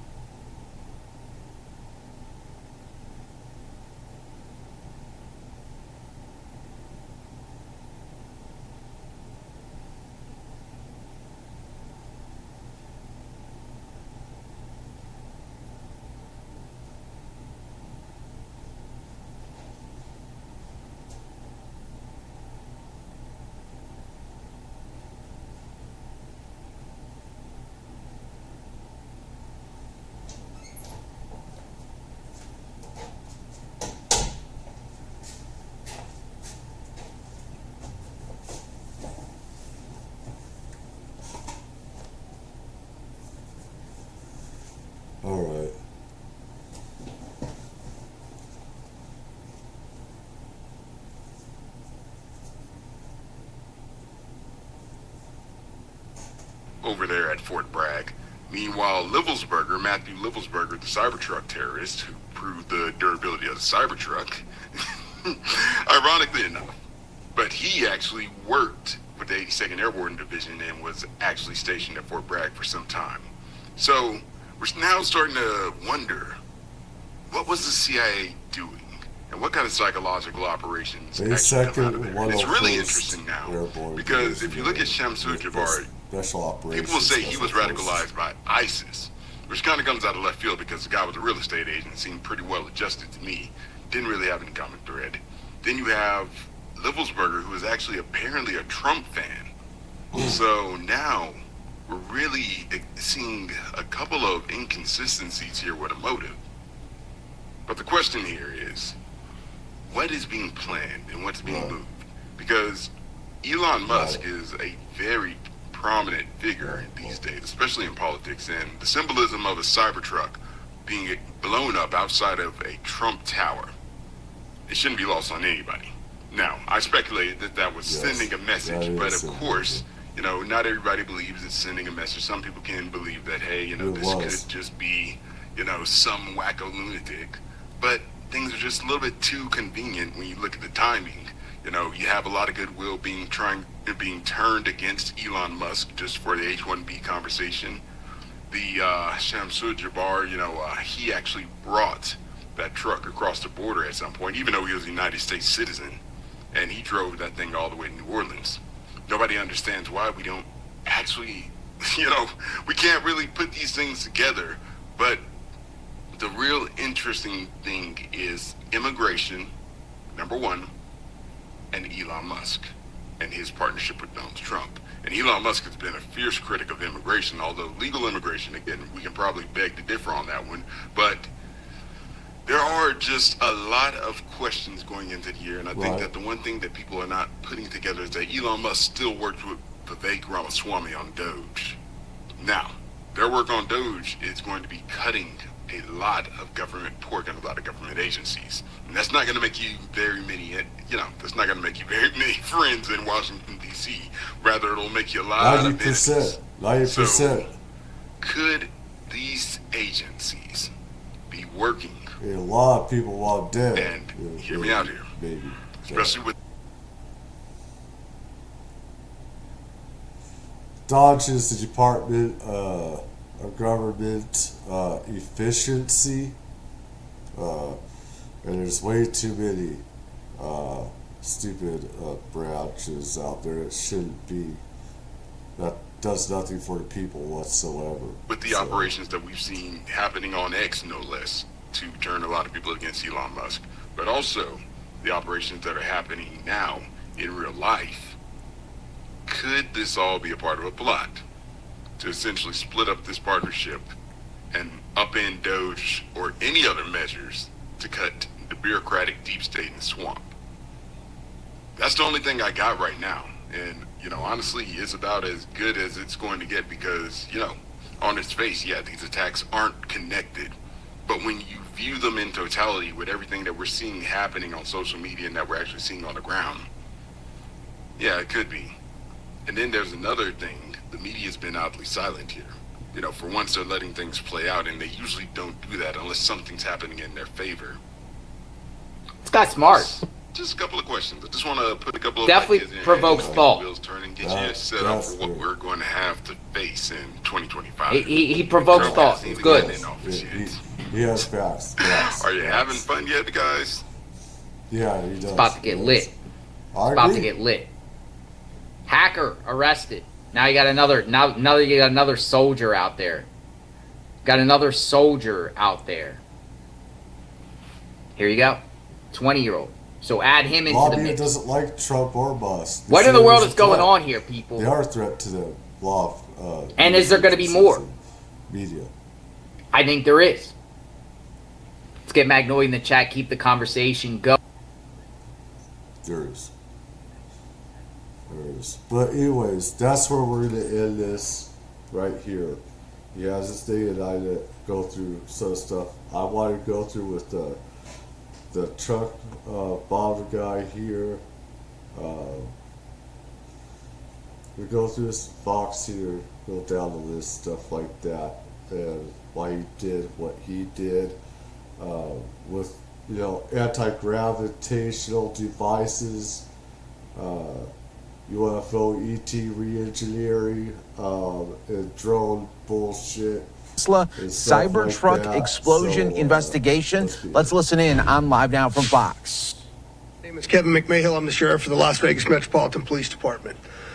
Over the last couple of days, since the bombing and death of the individual inside of the Tesla at Trump Towers, had a number of priorities that we've been trying to accomplish over those days. The first one of those priorities was to confirm that there's no further threat. I think we've completed that. The second was to positively identify the suspect. We've also done that today. I can confirm that that is Matthew Livelsberger. We also wanted to confirm that there were no other actors involved in this incident. I believe we've done that, and you'll hear much more about that as we move forward today. We've also today, I'm going to be able to share with you some of what we believe to be his plans and motives as to why he conducted this attack. Now, before we go on, I want to just address a couple of things before we get too far along here.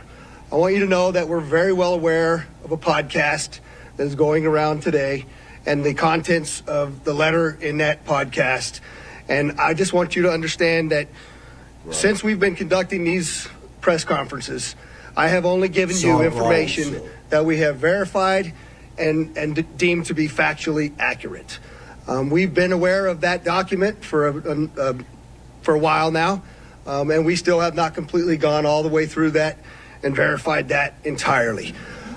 We are in one of the two telephones and one laptop, so one telephone and one laptop that we still have not been able to get into. There is one cell phone that we are getting into, and I can tell you that we are barely scratching the surface and almost hourly receiving additional information requiring substantial investigative effort on the part of this joint investigation between ourselves, the FBI, and the ATF. And so, again, while I understand all of that is out there, I believe it is our responsibility. The ATF, alcohol, tobacco, firearms, is anti-constitutional. You're talking about agency that shouldn't exist. That's totally anti-constitution. That goes against everything the forefathers, why we had a revolution for. I hate the ATF, they shouldn't exist. Responsibility to give you what we know to be a fact, and that is what I will continue to do as we move forward. A couple of questions came up in regards to the positive identification of the suspect in the vehicle. I want to give you a couple of photographs as to what it was that we had some conversation around, because there's some tattoo comparisons that we needed to do. And in those tattoo comparisons, in this particular photograph, you can see a tiger tattoo, and there's a secondary tattoo on the stomach that the wife had told us about. You can see that some of it is burnt, some of it is not burnt, and while the body was still in the vehicle, we were unable to identify those specific tattoos until we were able to remove some of it. Secondarily to that, there's also a surveillance photograph that we obtained of our subject in Colorado wearing that very distinctive brown jacket. You'll see that a little bit later here in some of the photographs that one of the assistant sheriffs is going to talk to you about.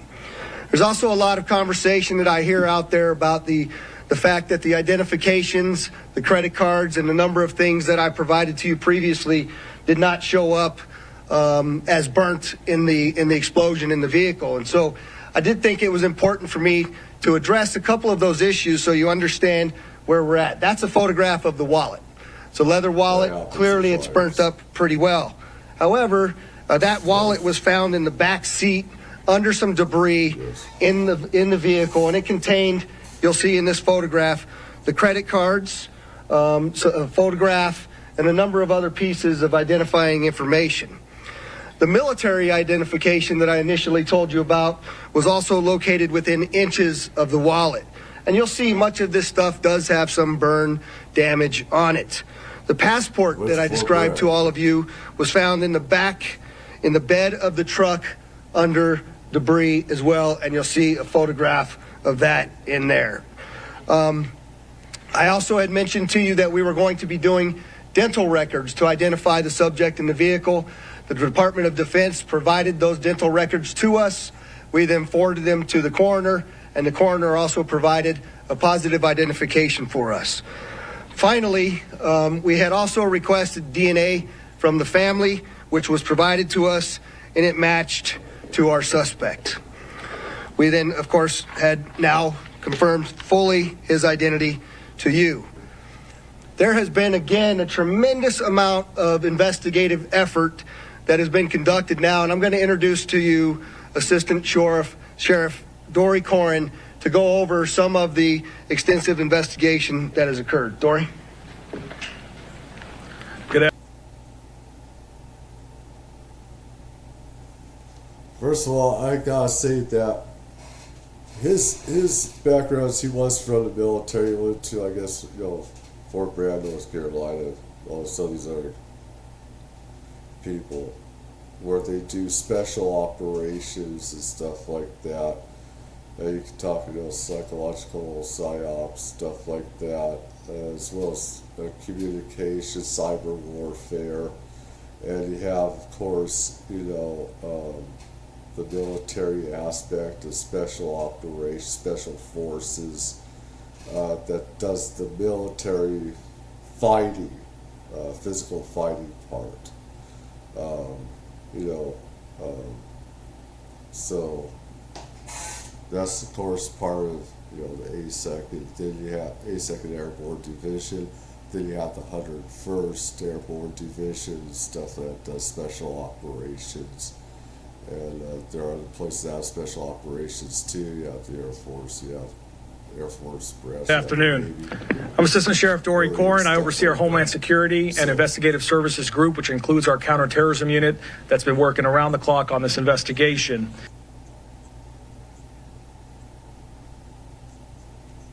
So background is that Lylesberger here, hopefully I said it right, he had he lost jobs, he had lost 2 marriages and stuff. He had just had his child like 2 months ago or something, and his new wife just left him. That does a lot. He also believes that he, like a lot of other people, the stuff with drones has been a scam. That me and a lot of some of the other people, this is a huge psyop operation with these drones. A lot of it is government, some of it is UFO, and some of it is civilian. You have all three. He just went off the hook with a lot of different things, and he, like many others, even I have said, where he said politicians only care about themselves, they don't care about the people, they don't. It doesn't matter what side. They're just a bunch of sociopaths and everything. They don't care about the people, they're not having our backs and stuff like that. So he has his manifesto and his email that he gave to the Sean Ryan show and stuff like that before he did this. I just want to briefly share a few updates on some key areas to include the operational activity that led up to this incident, a little bit of information on the post-blast investigation as we know it today, and then finally some of the information that we're discovering most recently about motives and plans to give you some insight on why this individual committed the act that he committed. To begin with the operational activity, the sheriff yesterday talked about the route that the suspect took to get to Las Vegas. We used a lot of this information to be able to track down video surveillance footage around different locations, as well as financial records, as well as call data records, as well as looking at the Tesla charging stations to be able to determine exactly which route the individual took, but more importantly, that it was the individual that we've identified, as well as the only individual in the vehicle during the path that he took to Las Vegas. As you'll see here in this video here at one of the charging stations, is just one example. You'll see our suspect here. He'll exit the vehicle. He'll walk around the vehicle at different times. At one point, you're going to see that he opens the door of the vehicle. He retrieves a coat. He puts that coat on, and you're going to see that at different parts to include the photo that the sheriff talked about just a few minutes ago. We use this video information as well as what I said earlier about the financial records in terms of purchases being made with different credit cards, call data records, a video canvas at multiple locations, trying to use all of that to corroborate that the individual that we've identified is the same individual that drove that Tesla during that route that we've identified to Las Vegas. In addition to that, we also talked about the phones that were recovered. There were 2 phones that we recovered from the vehicle. Both phones were damaged. We are still trying to access the data in one of the phones, but we have been fortunate, and our team, which is second to none, has done a really good job accessing the data in one of the phones that was recovered. You can see the phone here in the vehicle. It's very burnt from the outside. You can see another image here. But we're able to take this phone and be able to extract the data using a variety of different tools. And in that, we've identified a variety of information, but one thing in particular is there was an application in there that the suspect used to take notes. In that application, one of the notes is titled Surveillance Log by the Suspect. It appears to be more of a journal of activity. It dates for about 10 days leading up to the incident, from December 21st to December 31st of this past year. In that surveillance log, or as we would like to call it, a journal, because it's more of a diary of activity that he's conducting, we identify multiple locations that match what we have in the route. We identify activity that we've matched. So, for example, him purchasing firearms, him purchasing camping equipment or other types of equipment that were used in this incident matched what our data showed in terms of the route and the video surveillance we were recovering along that route. Beyond the operational activity, I want to also get a little bit into the post-blast investigation. So make no mistake, this is a suicide vehicle-borne improvised explosive device, or short, it's a suicide VBID. We know also, as mentioned by the sheriff yesterday, there was a self-inflicted gunshot wound by the suspect. The coroner was very specific in their examination. It was an intraorbital gunshot wound, which essentially means that the suspect put the firearm in his mouth and discharged the gun, and ultimately the round came out to the left side of his head. In addition to that, in terms of our assessment of the post-blast to confirm that he's the only individual involved and the only individual in the vehicle, we did a variety of video and photo comparisons to match the clothing. So if you look here, for example, this is a video in Las Vegas, and you're going to see in a moment here where he parks the Tesla truck, he comes out, you're going to see some descriptive clothing that matches some of the other video that we've recovered along the route. Please keep in mind, this is a very extensive investigation, so there's a lot of content for us to review and examine. We're just showing examples and samples as we get them. There's more information as we go through it. But in this video, you can see even the distinctive jacket that he is wearing in that vehicle. The other thing that's important is the sheriff mentioned yesterday that Tesla sent to us engineers to come to Las Vegas to help us extract data from the vehicle. Thanks to their support, we were able to extract an SDMI chip from the Tesla vehicle, and Tesla was able to confirm to us using the data from the vehicle that the vehicle was not in full self-driving mode at any time during this incident. Finally, the last category just to touch on is motive, which I know everyone is very eager to try to understand and be able to explain what happened. Means he wasn't driving. I'll reiterate what the sheriff said is we still have a large volume of data to go through and a lot of content to go through. As you know, with any one of our devices, there's thousands, if not millions, of videos and photos and documents and web history and all of those things that need to be analyzed.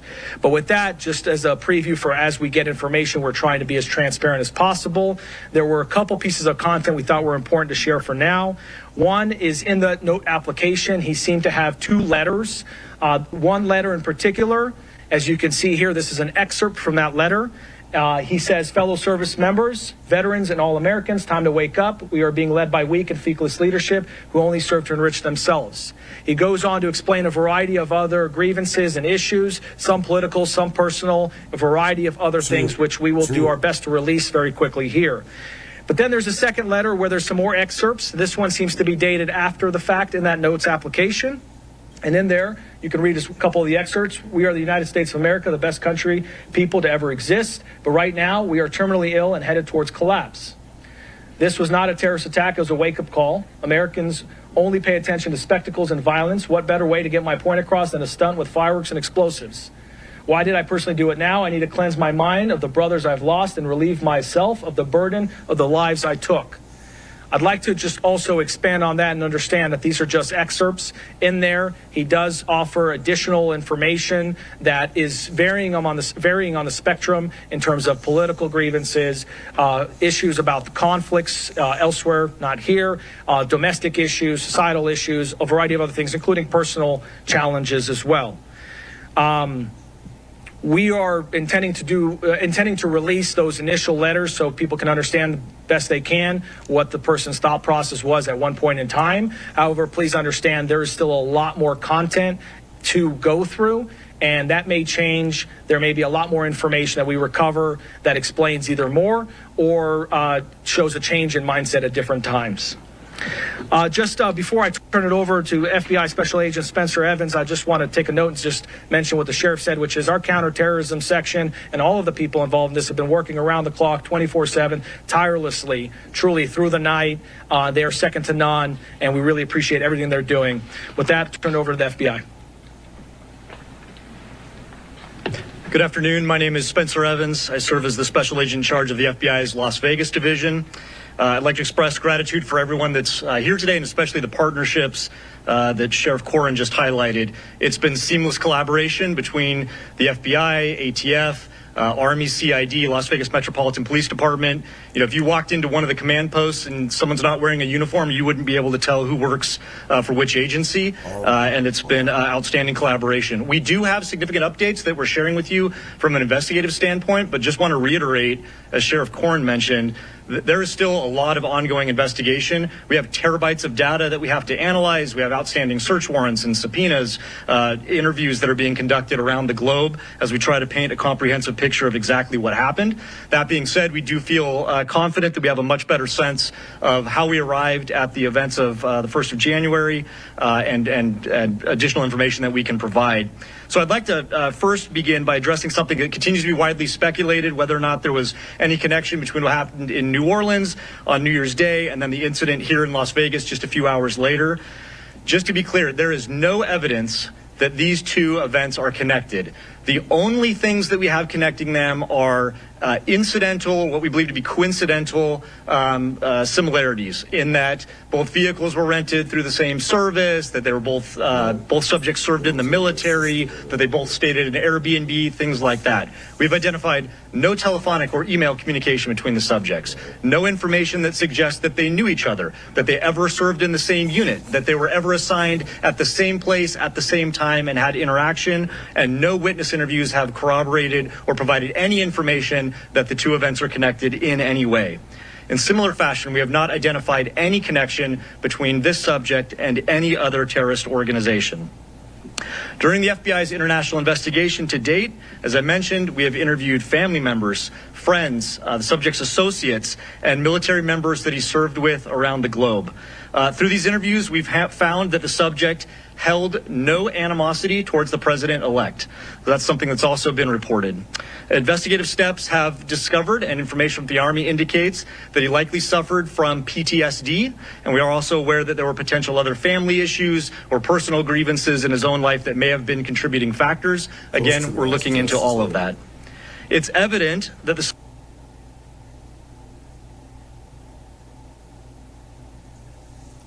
like I said before, he had 2 failed marriages, okay, because of issues that he had or whatever, or both sides had.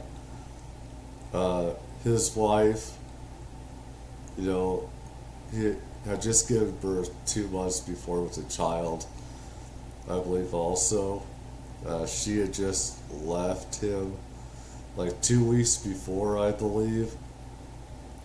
This with drones and hating politicians, which a lot of people do see, are waking up to that fact that politicians are self-serving, people. They don't care about us. Or not doing enough. And they make money and not helping doing stuff they're supposed to for us, protecting us. And treat us like second, third class citizens to others. The drones thing as well, where he sees as government psyop, like even me and others have as well.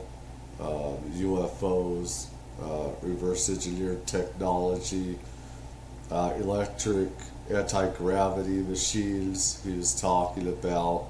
That obviously was not talked about here. That's going to be going down the line with videos and stuff like that.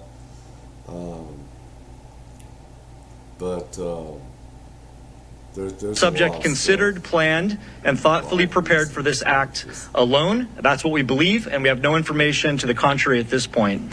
The FBI has been able to confirm some of this through the utilization of video footage in public areas as he traveled from Denver to Las Vegas. We have video footage that shows that he is alone outside of the vehicle, and that corroborates again what Las Vegas Metropolitan Police Department footage has also shown. The FBI, as the sheriff indicated, facilitated obtaining DNA from a family member that was able to be conclusively matched to confirm the subject's identity.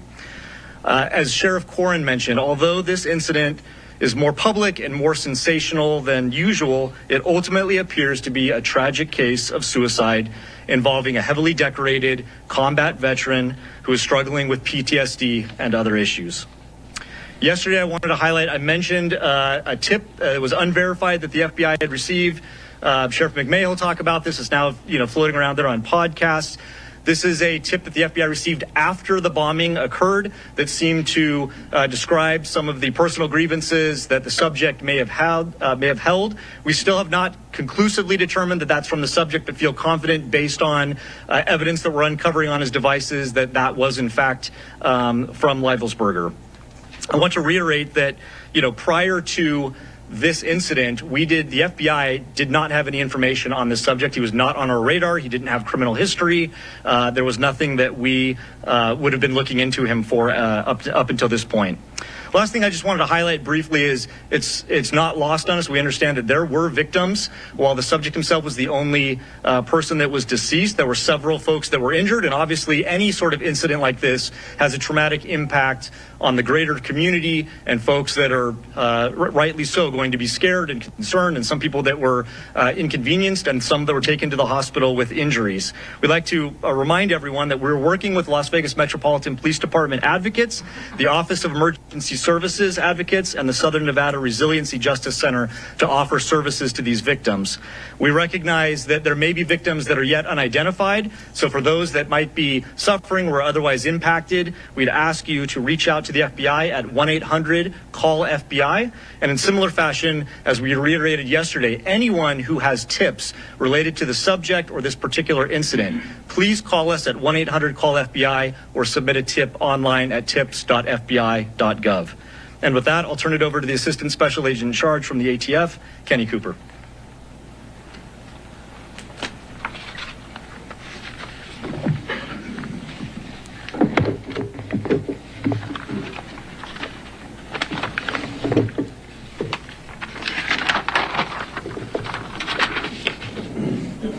Good afternoon, everybody. My name is Kenny Cooper. I'm an Assistant Special Agent with ATF San Francisco Field Division. I have some very quick resource updates.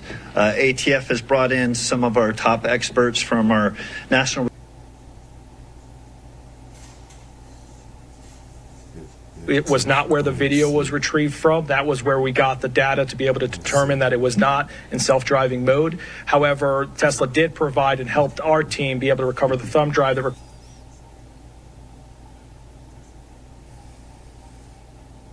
So the vehicle drove him there. He didn't drive the vehicle. Records other types of data to include video by the Tesla. What state is this in?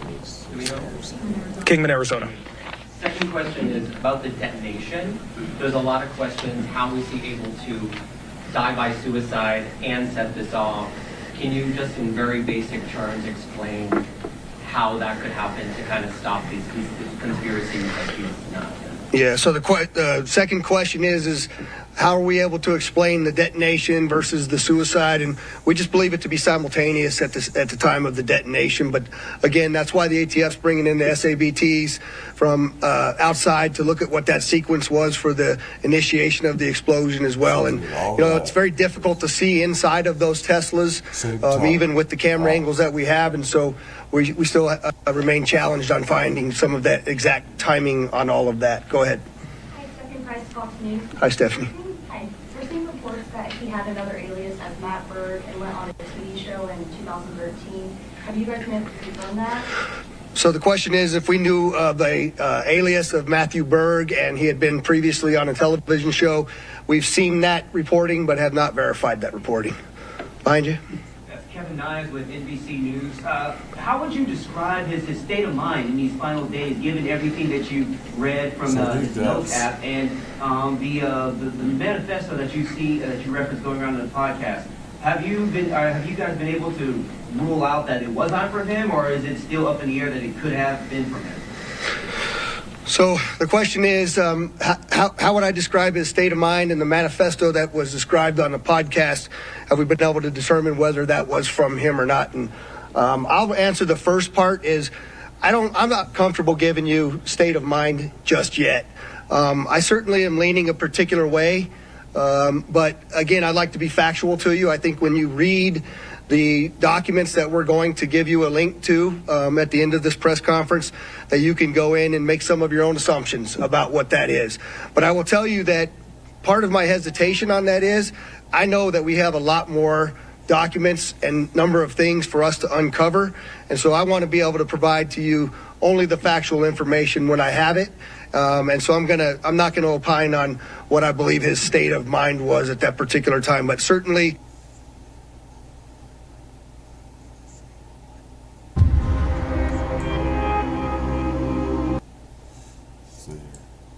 Let's go to this is what Livelsberg sent the reasons why he was doing why he blew himself in the truck.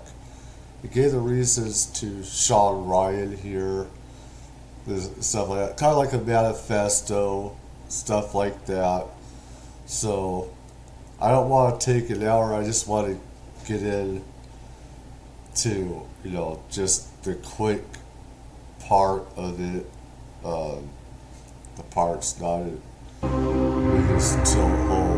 Sam Shoemate, welcome to the show, man. Appreciate it. Thank you. I'm nervous about this one. Yeah, me too. I'm really nervous about this one.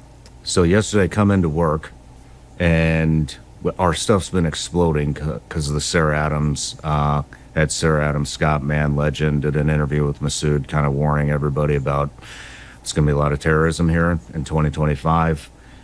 Didn't take long. Jan 1, it hit. And, it's interesting. We couldn't get any mainstream media's outlets to pay attention to those interviews. And nobody would really give Sarah a voice. Now everybody wants to give Sarah a voice because, guess what? The fucking CIA targeter was actually right. Mainstream media gave her no attention. So that's been going crazy.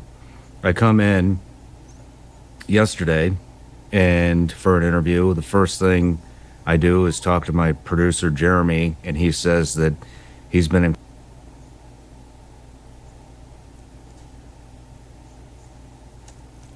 disclaimer. I have not seen any of this, so I don't know what's going to be talked about or what's going to be said. Disclaimer. I'll put that out there. Contact with you, and that you had received some type of manifesto or email from the Green Beret that set off the car bomb at Trump Hotel in Las Vegas. Right. Jump in an interview and come out my phone is blown up. Apparently, Yeah, CID, exactly. Army CID, which is, how would you describe it? It's like it's FBI light. Yeah, they are it's like federal agents, but yeah, the Army's FBI. Yeah. I get all these messages from these people that say CID is talking to this person and that person, and one of these guys on the list is still operational, and they want his name redacted. And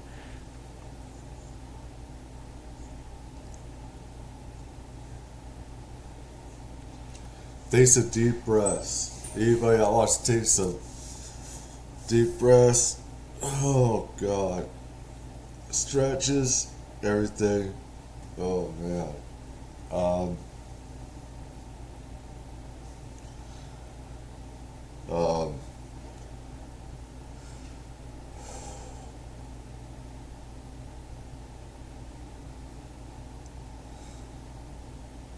Let's pause. I know what pain and suffering is like to go through what depression, anxiety, and go through a lot of bad mental health stuff. I know it's like to go through a lot of bad stuff in your life, so I know what it's like, and I think that's why we all need to take a deep breath. And every Green Beret I know is texting me about this. It fucking really freaked me out, man. It was like, wow, how did this leak? Who's tracking my fucking phone? All that kind of stuff. So I just want to say thank you for being here, because I was eavesdropping in on that conversation you had with Jeremy, and this is a big story, man. This is big. Yeah, it is real big, and so thank you for being here. No, I appreciate it. Thank you. But I do, before we get too heavy, I got some gifts for you. Here you go. Excellent. So we're talking about people monitoring the phone. Have you heard of the unplugged phone? Yeah. And for anybody that wants to purchase this phone, you can get it at unplugged.com/Sean Ryan. Yeah, I have. That's awesome. Thanks. Yeah. So the unplugged phone keeps big tech from monitoring your texts and your calls. There's a secure messaging app in there. There's a secure email. So get that thing wired up, and absolutely. Let's talk on that from now on. So, okay. And then everybody gets a bag of these. Been waiting for this. Nice. This is awesome. Thank you.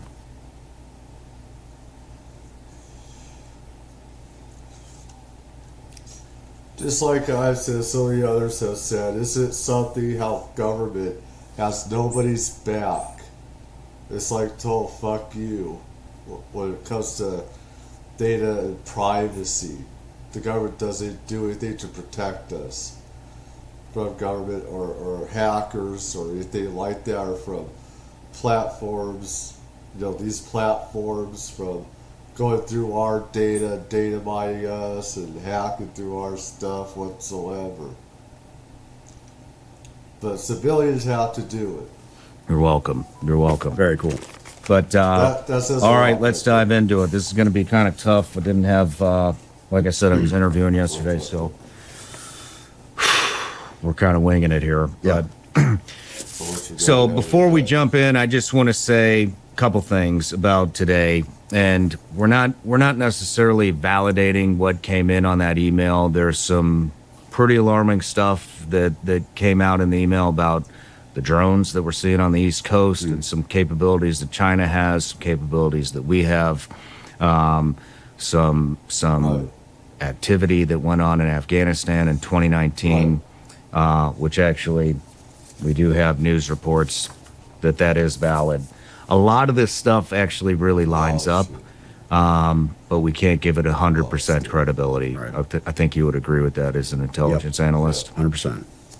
And then additionally, there are a few names, two, I believe, that we are redacting from this because they are still operational. And as much as I would love to release those names, we're not gonna do it so that those guys can remain undercover and not burn their entire operation of what they're into right now.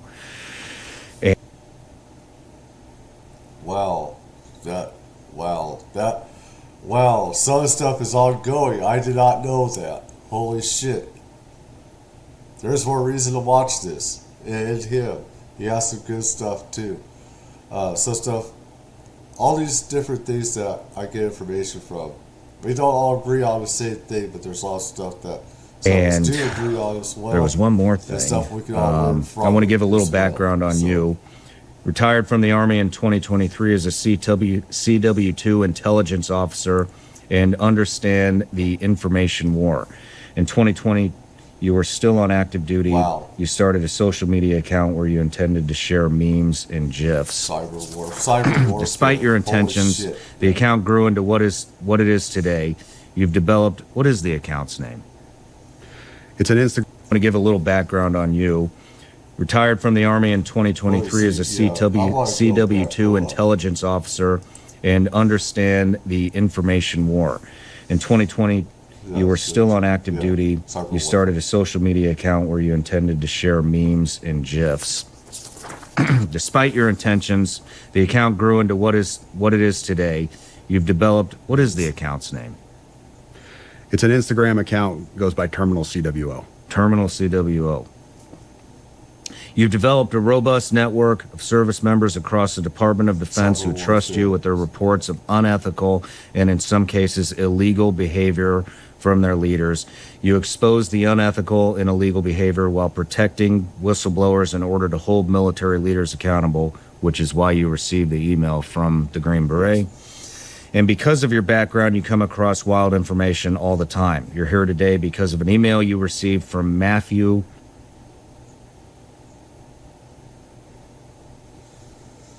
What the fuck are they doing to fuck up service members and stuff? There's a, I don't know what the fuck's going on in our military, man. I mean, it's already fucked up before with what happened with Lee Harvey Oswald, brainwashing, implanting memories, false memories, erasing memories, like they did with him and stuff like that, with the JFK assassination. He didn't remember who he was, what he was, what he did and everything. And this goes back to intelligence and special operations that we're doing at some of these bases and stuff like that. It's like, what the fuck's going on with the fucked up military the way it is and the government the way it is. It pisses me off because I know things most people don't, like he does. He knows a lot of stuff. These guys do. I've been around some of this stuff. I've seen some stuff and talked to some of the people. So we know stuff most people don't. And it pisses us off as well. It affects us a lot differently. It pisses me off. Livelsberger, a couple of days before the Cybertruck bombing at Trump International Hotel in Las Vegas. You'll also be able to discuss what you know about the terrorists who conducted the New Orleans attack. Did I miss anything? No, that sums it up. Yeah. I'll give a background on why that's significant so your viewers understand how this came into my inbox. Perfect. One other thing that I just wanted to say to the audience is, even though we are redacting these names from the episode, you passed that, I believe you passed that email on to the FBI. Yes. We're also going to pass it on to our contacts at the FBI. It's very obvious that people know it. Like I said, the CID has been telling everybody. In fact, we talked to Jeremy, who's sitting over there, my producer, me, him, and my attorney, Tim Parlatore. We're up till about 10:30 last night talking to the Chief of Staff? Army Chief of Staff, PA. The Army Chief of Staff's POA took a major interest in this as well. And, you know, one of the things that he said, I'll wait till later to bring that up, but I don't know, I don't trust any of these people. I mean, public affairs officers are there to... I'll keep my mouth. Create... Public information officers, yeah. PAO is there Bullshit to protect officers. the command. Yeah. 100%, nothing else. Yeah. They're not there to shed transparency on anything. They are there to protect the command. Let's recreate what the story is. But BSers. And you know what's interesting? Fuck it, I'm just going to say it. Yeah. You know what he said? He goes, on the call, he said... misinformation, yes. I didn't talk to him. I didn't want to talk to him. But so add them talk to him. He said, between me and you guys, this guy's this guy's DNA didn't match his son. And made it sound like it's some big secret.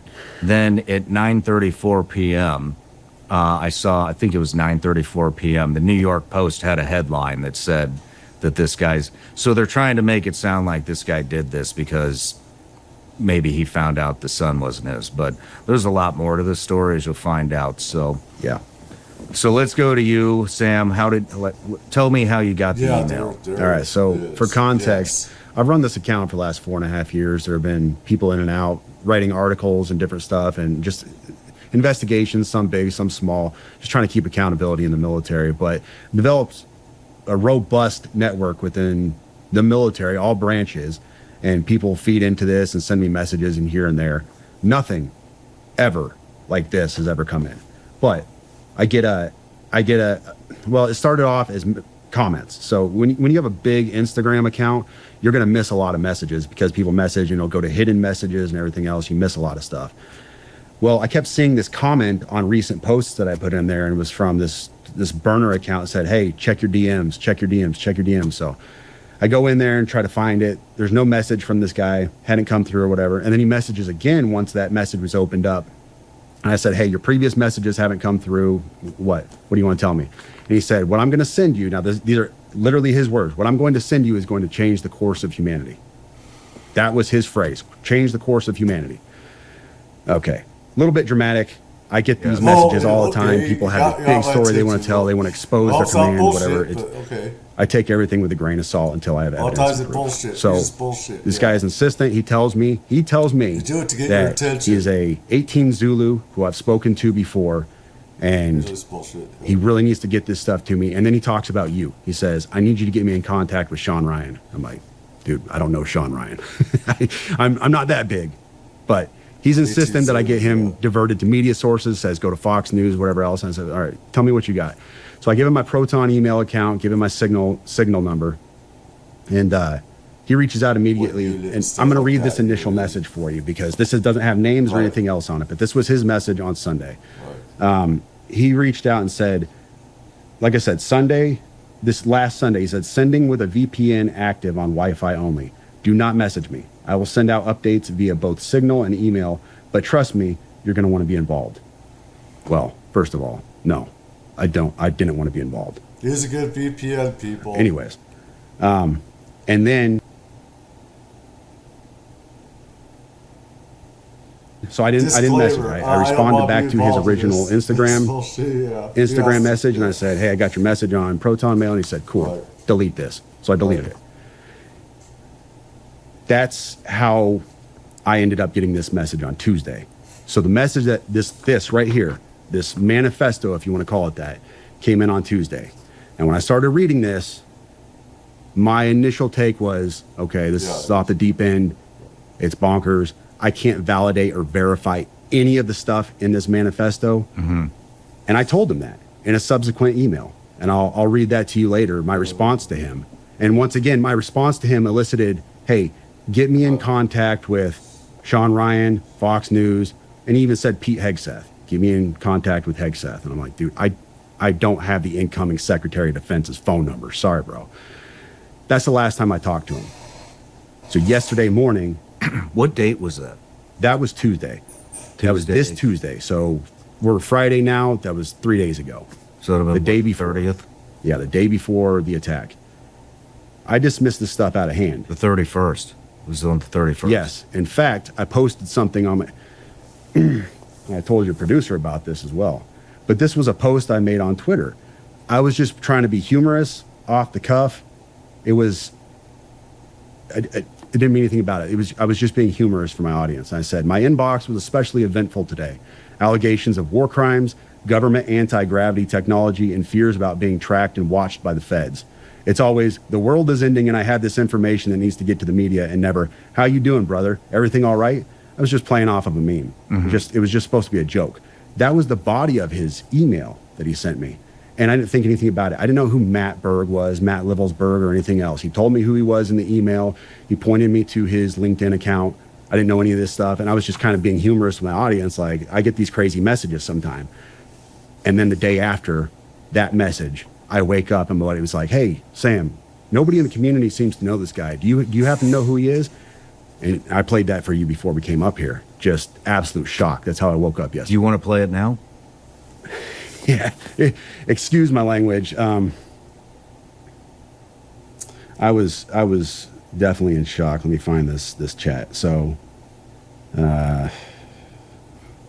You know, while you're digging through that, you know what we should do? I should get that Instagram account from you to see if they messaged any of our Instagram accounts. And we should also get that email I don't have address. it. I deleted it. You deleted it? He told me to delete it, and I deleted it. Okay. Yeah. We should also get that email address and see if they sent it in through the website and see if he tried to contact us. Get that to the FBI. So I'm in a military. Hopefully they actually do something. Yeah, I'm in a military group chat. Buddy, Green Beret, Corey, he says, @Sam. No, nobody I've asked in the community knows him. You is at 8:46 a.m. yesterday. So I woke up and I said, OF, I'm shaking. This guy emailed me 2 days ago. I'm not playing. And then he said, damn. And then this was my response to him at 8:48. Like, just woke up. Dude, I'm fucking shaking, bro. You don't understand. This guy emailed me and told me he was being watched by the FBI and Homeland Security, but they weren't going to do anything to him because he had a VBID. I'm not fucking playing, dude. I have the email. I am shaking, man. This is nuts. And it goes from there. And I sat there for probably an hour talking to my wife. I'm shaking. I can't even think straight. Like, normal day is shot, and I didn't know what I want to do. Do I sit on this? Do I do nothing with it? I've got to tell somebody. I've got to tell the FBI at least, because this is huge. This is all over the news. And then I was like, well, dude, this guy wanted to get in contact with Sean Ryan, so let me get this to Sean Ryan, see if I can get with him. And I had a buddy who knew your producer, and we went from there. But wow. Do you want to read the email? Yep. So this email came in on December 31st at 10:42 a.m.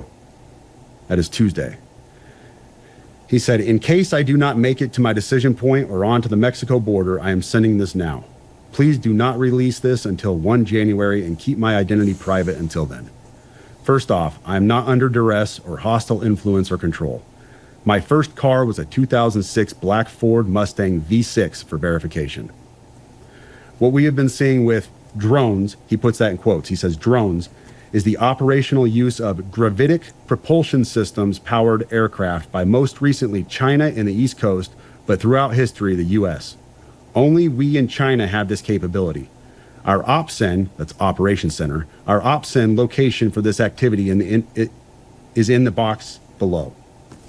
China has been launching them from the Atlantic from submarines for years, but this activity recently has picked up. As of now, it is just a show of force, and they are using it similar to how they used the balloon for SIGINT and ISR, which are also part of the integrated comm system. There are dozens of those balloons in the air at any given time. The so what is because of the speed and stealth of these unmanned aircraft. They are the most dangerous threat to national security that has ever existed. They basically have an unlimited payload capacity and can park it over the White House if they wanted. It's checkmate. U.S. government needs to give the history of this, how we are employing it and weaponizing it, how China is employing them and what the way forward is. China is poised to attack anywhere in the East Coast. I've been followed for over a week now from likely Homeland or FBI, and they are looking to move on me and are unlikely going to let me cross into Mexico, but won't because they know I am armed and I have a massive VBID. Let me pause right there for a second. So he says a massive VBID. When I was talking to the FBI yesterday, they didn't know what a VBID was. I had to explain what that acronym meant, literally. You fucking serious? Dead serious. I said it twice, and he goes, you said that word VBID. Can you tell me what that is? For your audience, a VBID, for your audience who has not been in the GWAT for the last 20 years, a VBID is a vehicle-borne improvised explosive device. In layman's terms, a car bomb, what we saw at Trump Tower. So, backing up, he says, I am armed and have a massive VBID. I've been trying to maintain a very visible profile and have kept my phone, and they are definitely digitally tracking me. Here's where he gets into the other stuff, and this is where we had to redact the names. Well, your producer redacted the names. I have knowledge of this program and also war crimes that were covered up during airstrikes in Nimruz province, Afghanistan in 2019 by the admin, DOD, DEA, and CIA. I conducted targeting for these strikes of over 125 buildings, 65 were struck because of civcas, that's civilian casualties, that killed hundreds of civilians in a single day. U.S. FORA continued strikes after spotting civilians on initial ISR. It was supposed to take 6 minutes and scramble all aircraft in CENTCOM. The UN basically called these war crimes, but the administration made them disappear. I was part of that cover-up with U.S. FORA, an agent, redacted, of the DEA. So I don't know if my abduction attempt is related to either. Yeah. I worked with redacted IO staff on this as well as the response to Bala Murghab. Redacted commander at the time, redacted can validate this. You need to elevate this to the media so we avoid a world war because this is a mutually assured destruction situation. Then he says, for vetting, my LinkedIn is Matt Berg or Matthew Livelsberger, an active duty 18 Zulu out of 110, that's 1st Battalion 10th Special Forces Group. My profile is public. I have an active TSSCI with UAP, USAP access. What is USAP? Do you know what that is? I don't know what that is. But I checked his credentials on LinkedIn. So that was the first thing I did. I went to his LinkedIn page. First thing I noticed was all of his bona fides were in place. He has all the UAS training from USASOC and everything else. And so I said, okay, at least the guy knows what he's talking about with drones. That was a very rough dig into the guy. But my issue was I couldn't validate or verify any of this information. And I told him that. And how I responded to him was in a subsequent email. I said, this is obviously a very big deal, but I don't have anything to verify this information with. Talking about gravitic propulsion systems without evidence just makes me another UFO talking head. Like, I'm not going to go on my social media page and start talking about UFOs and anti-gravity systems and everything. I don't know what you're talking about. I can't. And he said, can I get on Fox News Contact on Signal as well as Sean's show? Hegseth would be good too. That was his last message to me. Wow. Yeah. You know, the thing is, what is a gravitic propulsion system? To be honest with you, it is a fancy term you're going to find in science fiction. You won't find it in any, as far as I know, you won't find this in any kind of official turns it on itself. Manual or, scientific research. This is all.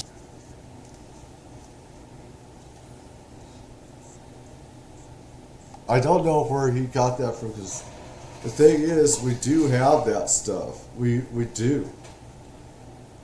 China have that stuff. I believe they do. Russia, yeah, of course. They got their own technology. China, Russia, all that stuff. They got their own. UK has it. Europe has to have their own and everything else. It's all secret technology, and it's black operations, stuff like that, contractors and everything else and everything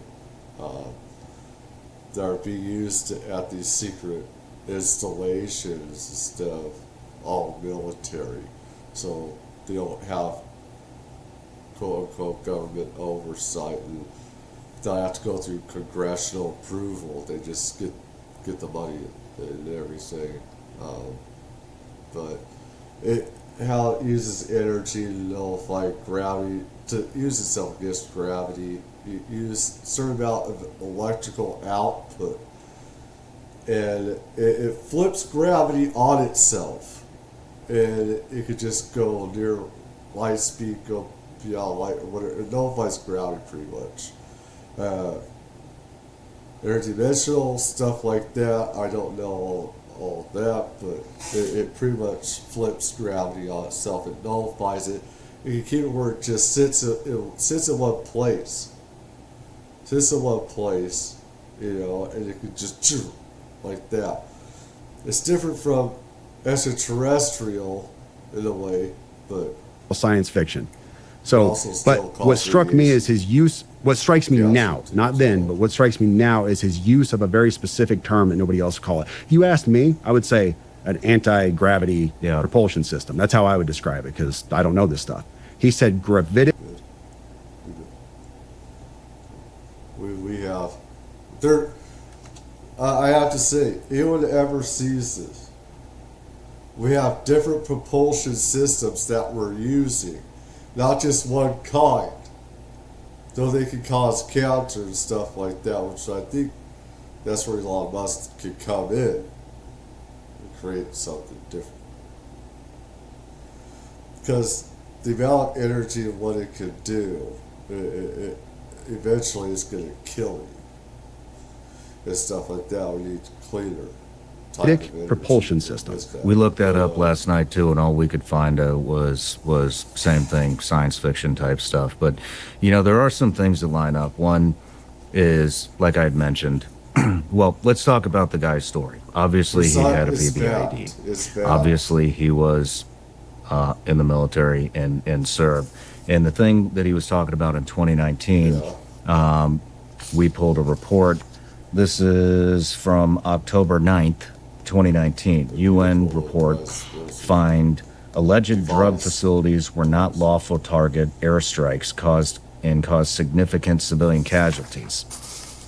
The United Nations Special Report, which examines the impact on civilians of the United States airstrikes on alleged drug processing facilities on 5 May 2019 in Afghanistan, determines the operation caused a large number of civilian casualties.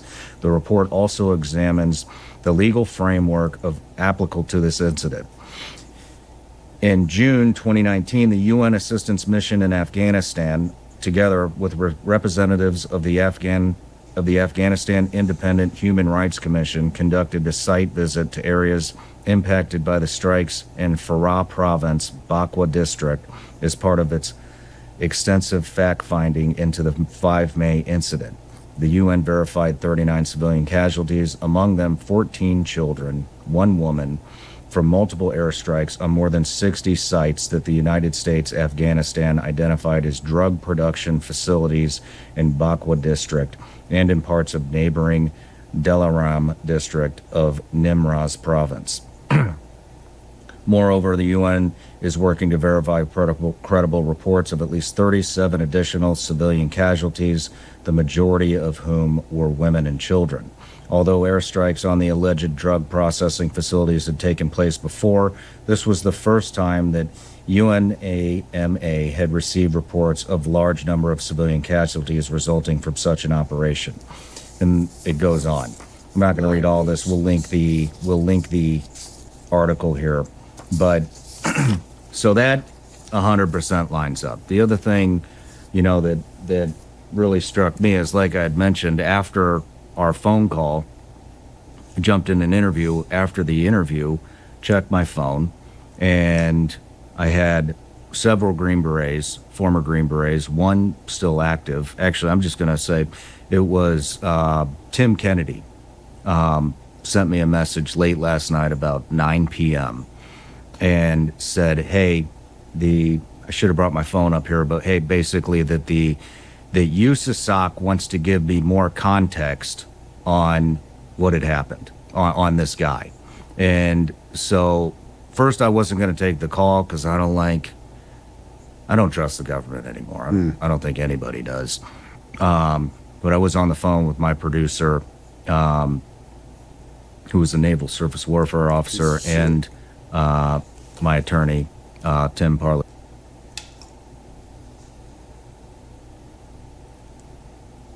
Keep in mind, these are people on the inside of government that knows how bad it's gotten and rotten our government has gotten. I think our government now needs to be destroyed and remade again. But the way it is right now, we got criminals running it and stuff like that. And a dictatorship is going to happen. I see the future, and there are different variants of the future. And the thing is, people have to be the ones to stop. They said we should talk to him. So I called Tim, was really pissed off, reamed his ass about it, and then later apologized. But, you know, I think you said you had mentioned that you had received a message from somebody that says nobody's heard of this guy. Tim sent me a picture of him shooting with this guy. And I don't know if I should release that photo or not, but Tim basically told me this. So I got the POA's number, the public affairs officer, sent it to Jeremy and Tim. He talked to them.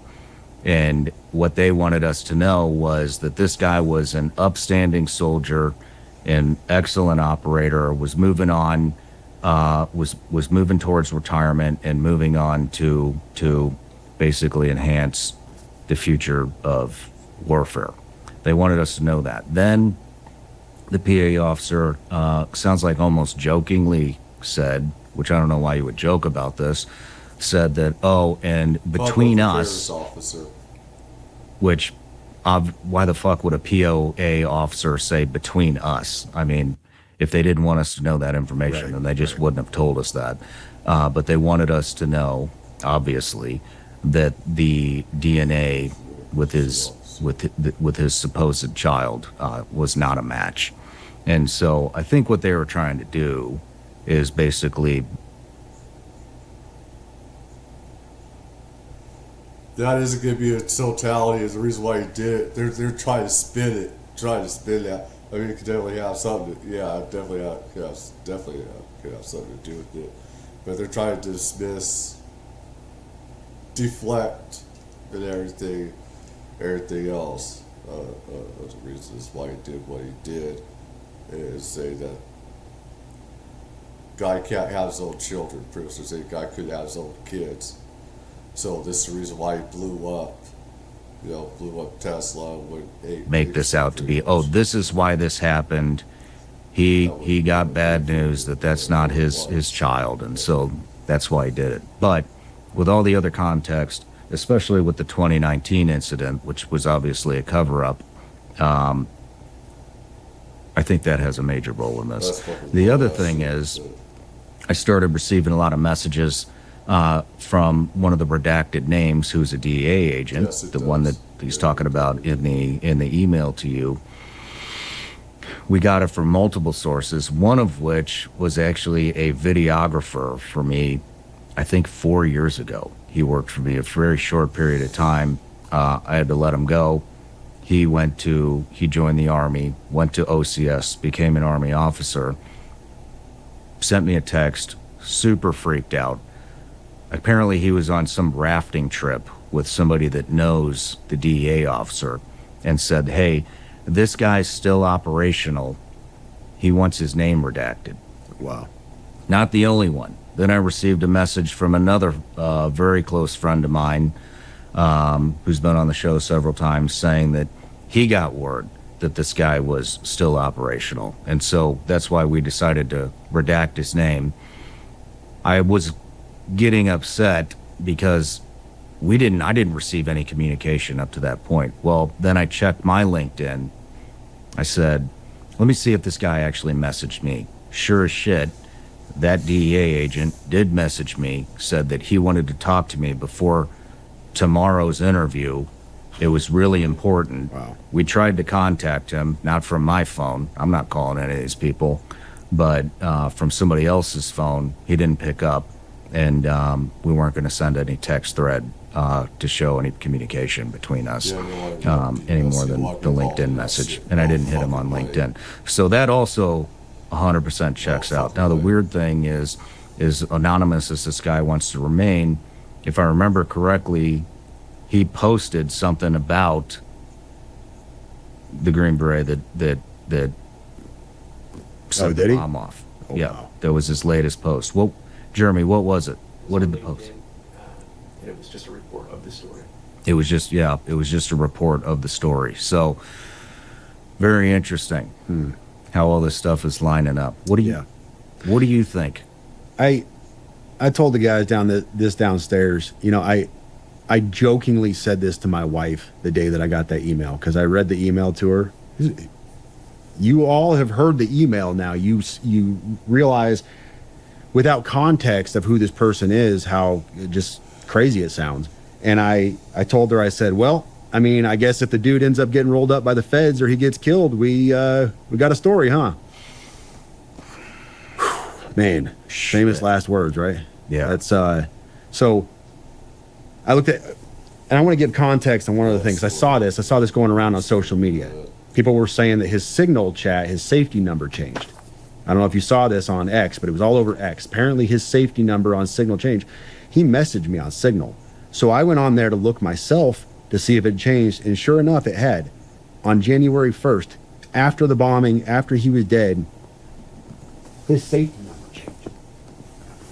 That's all he sent me. He said initial contact, and I gave a thumbs up, and his safety number changed at the bottom. Look at that. That's after he's dead. After? I don't know enough about Signal After to know why that would happen. Somebody has to have manipulated that, though, and messed with it. Somebody had to have been in his account after the fact and done something That's for that chills. to have I changed. had chills for that. What did the FBI say when you contacted him? Yes. Not a lot. I gave him the story on what went down. Holy fuck! Was very over the top, telling them, "Hey, I am being transparent in every way. Feel free to contact me at any time. This is my address, my name. This is why he contacted me. This is my social media page. This is any reason why this could have happened. Why this got dumped on me. This is the information." They took it. They were gracious. They were nice to talk to. Mind you, I had to explain what a VBID was, which was disheartening because you're the FBI. But that's another issue altogether. But nothing beyond that. They said thank you, and we'll be in touch if we have any further questions. Well, they definitely got in touch with CID. Yeah, they did. Because that went all the way to the top of the Army. And, I'm going to dig in a little bit more on this report.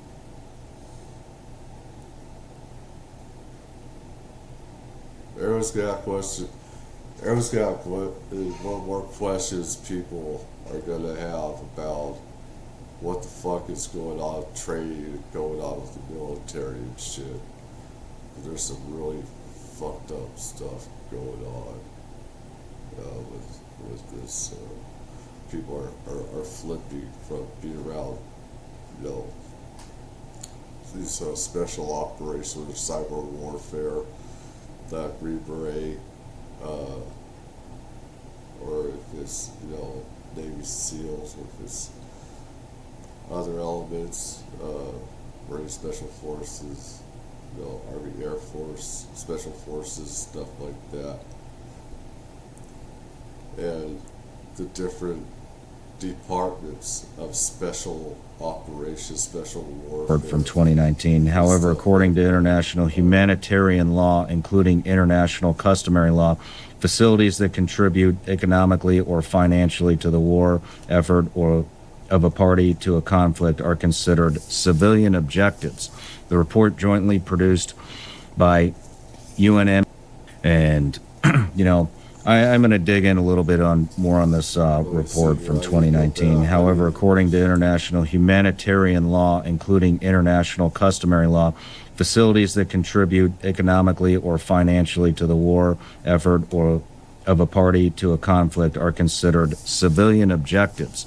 The report jointly produced by UNAMA and including international customary law. That's another issue altogether. But nothing beyond that. They said thank you, and we'll be in touch if we have any further questions. Well, they definitely got in touch with CID. Yeah, they did. Because that went all the way to the top of the Army. And, I'm going to dig in a little bit more on this report from 2019. However, according to international humanitarian law, including international customary law, facilities that contribute economically or financially to the war effort or of a party to a conflict are considered civilian objectives.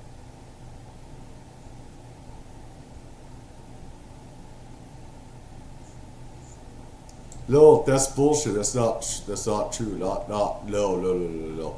If they contribute to the war effort, they're the enemy. That might be how they consider it now, but that's not how warfare is whatsoever.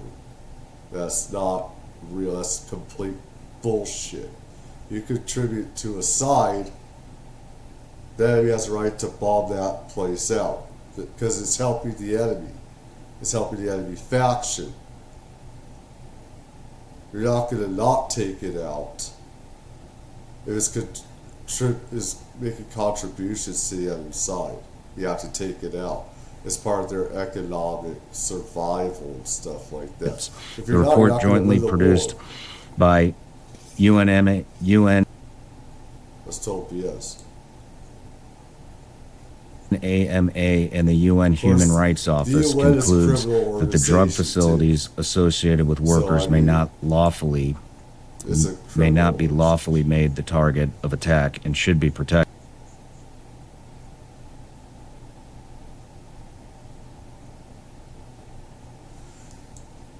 I disagree with that. It's contributing to the enemy and stuff like that.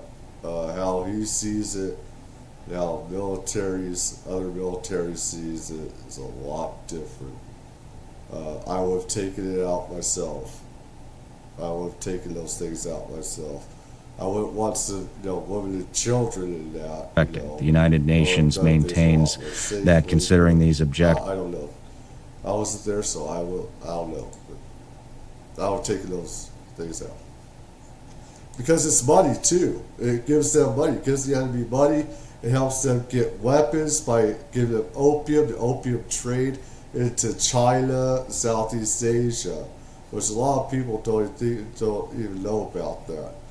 But it gives opium trade into China and Russia and all these other countries that the cartels in South America and Mexico don't provide. And individuals, legitimate targets dangerously erode the fundamental principle of distinction, placing the broader civilian population and infrastructure at risk.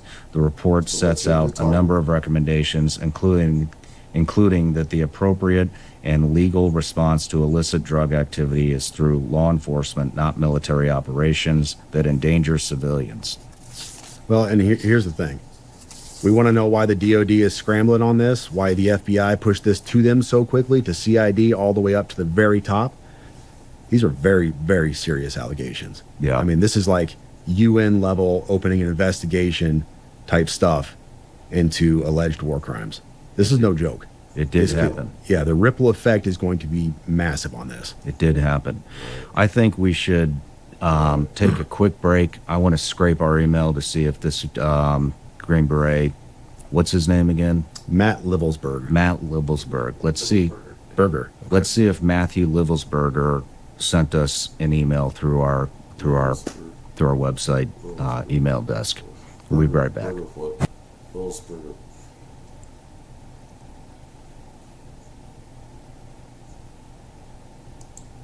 I think that's where I leave it right here as well. I was going to do stuff on UFO stuff. There's difference of opinions, but I feel like this part has run its course with it. I could just go on with the UFO thing because this goes with the UAP, the drone thing, and everything else. And I have talked over that and what me and other people know with top secret stuff that we have. And was civilian, what is it, and what may be ET or re-engineered and stuff like that.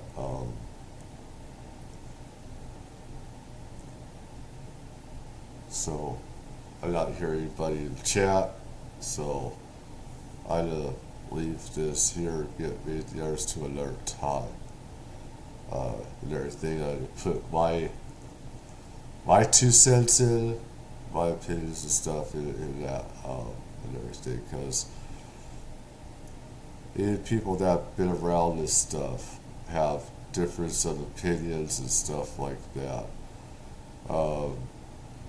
Please leave a like, leave a comment, and stuff like that. Hopefully people will see it and understand this through years and stuff like that. Yeah, he sees it as war crimes. They're not war crimes. Though you want the civilians out there, is unfortunately it's part of warfare. That's a lot of, I don't like that. With these UAV strikes, they can only be up in the air a certain amount of times. A certain amount of time. So you have the target there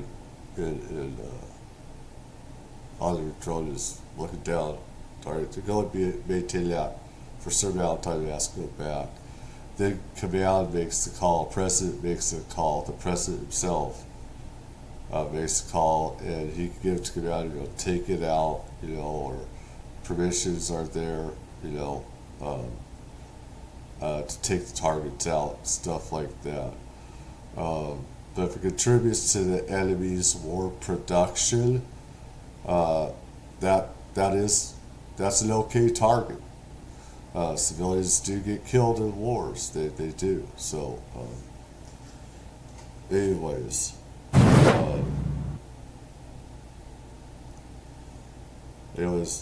everybody take care. Again, leave a like, leave a comment. This is Sean Ryan Show.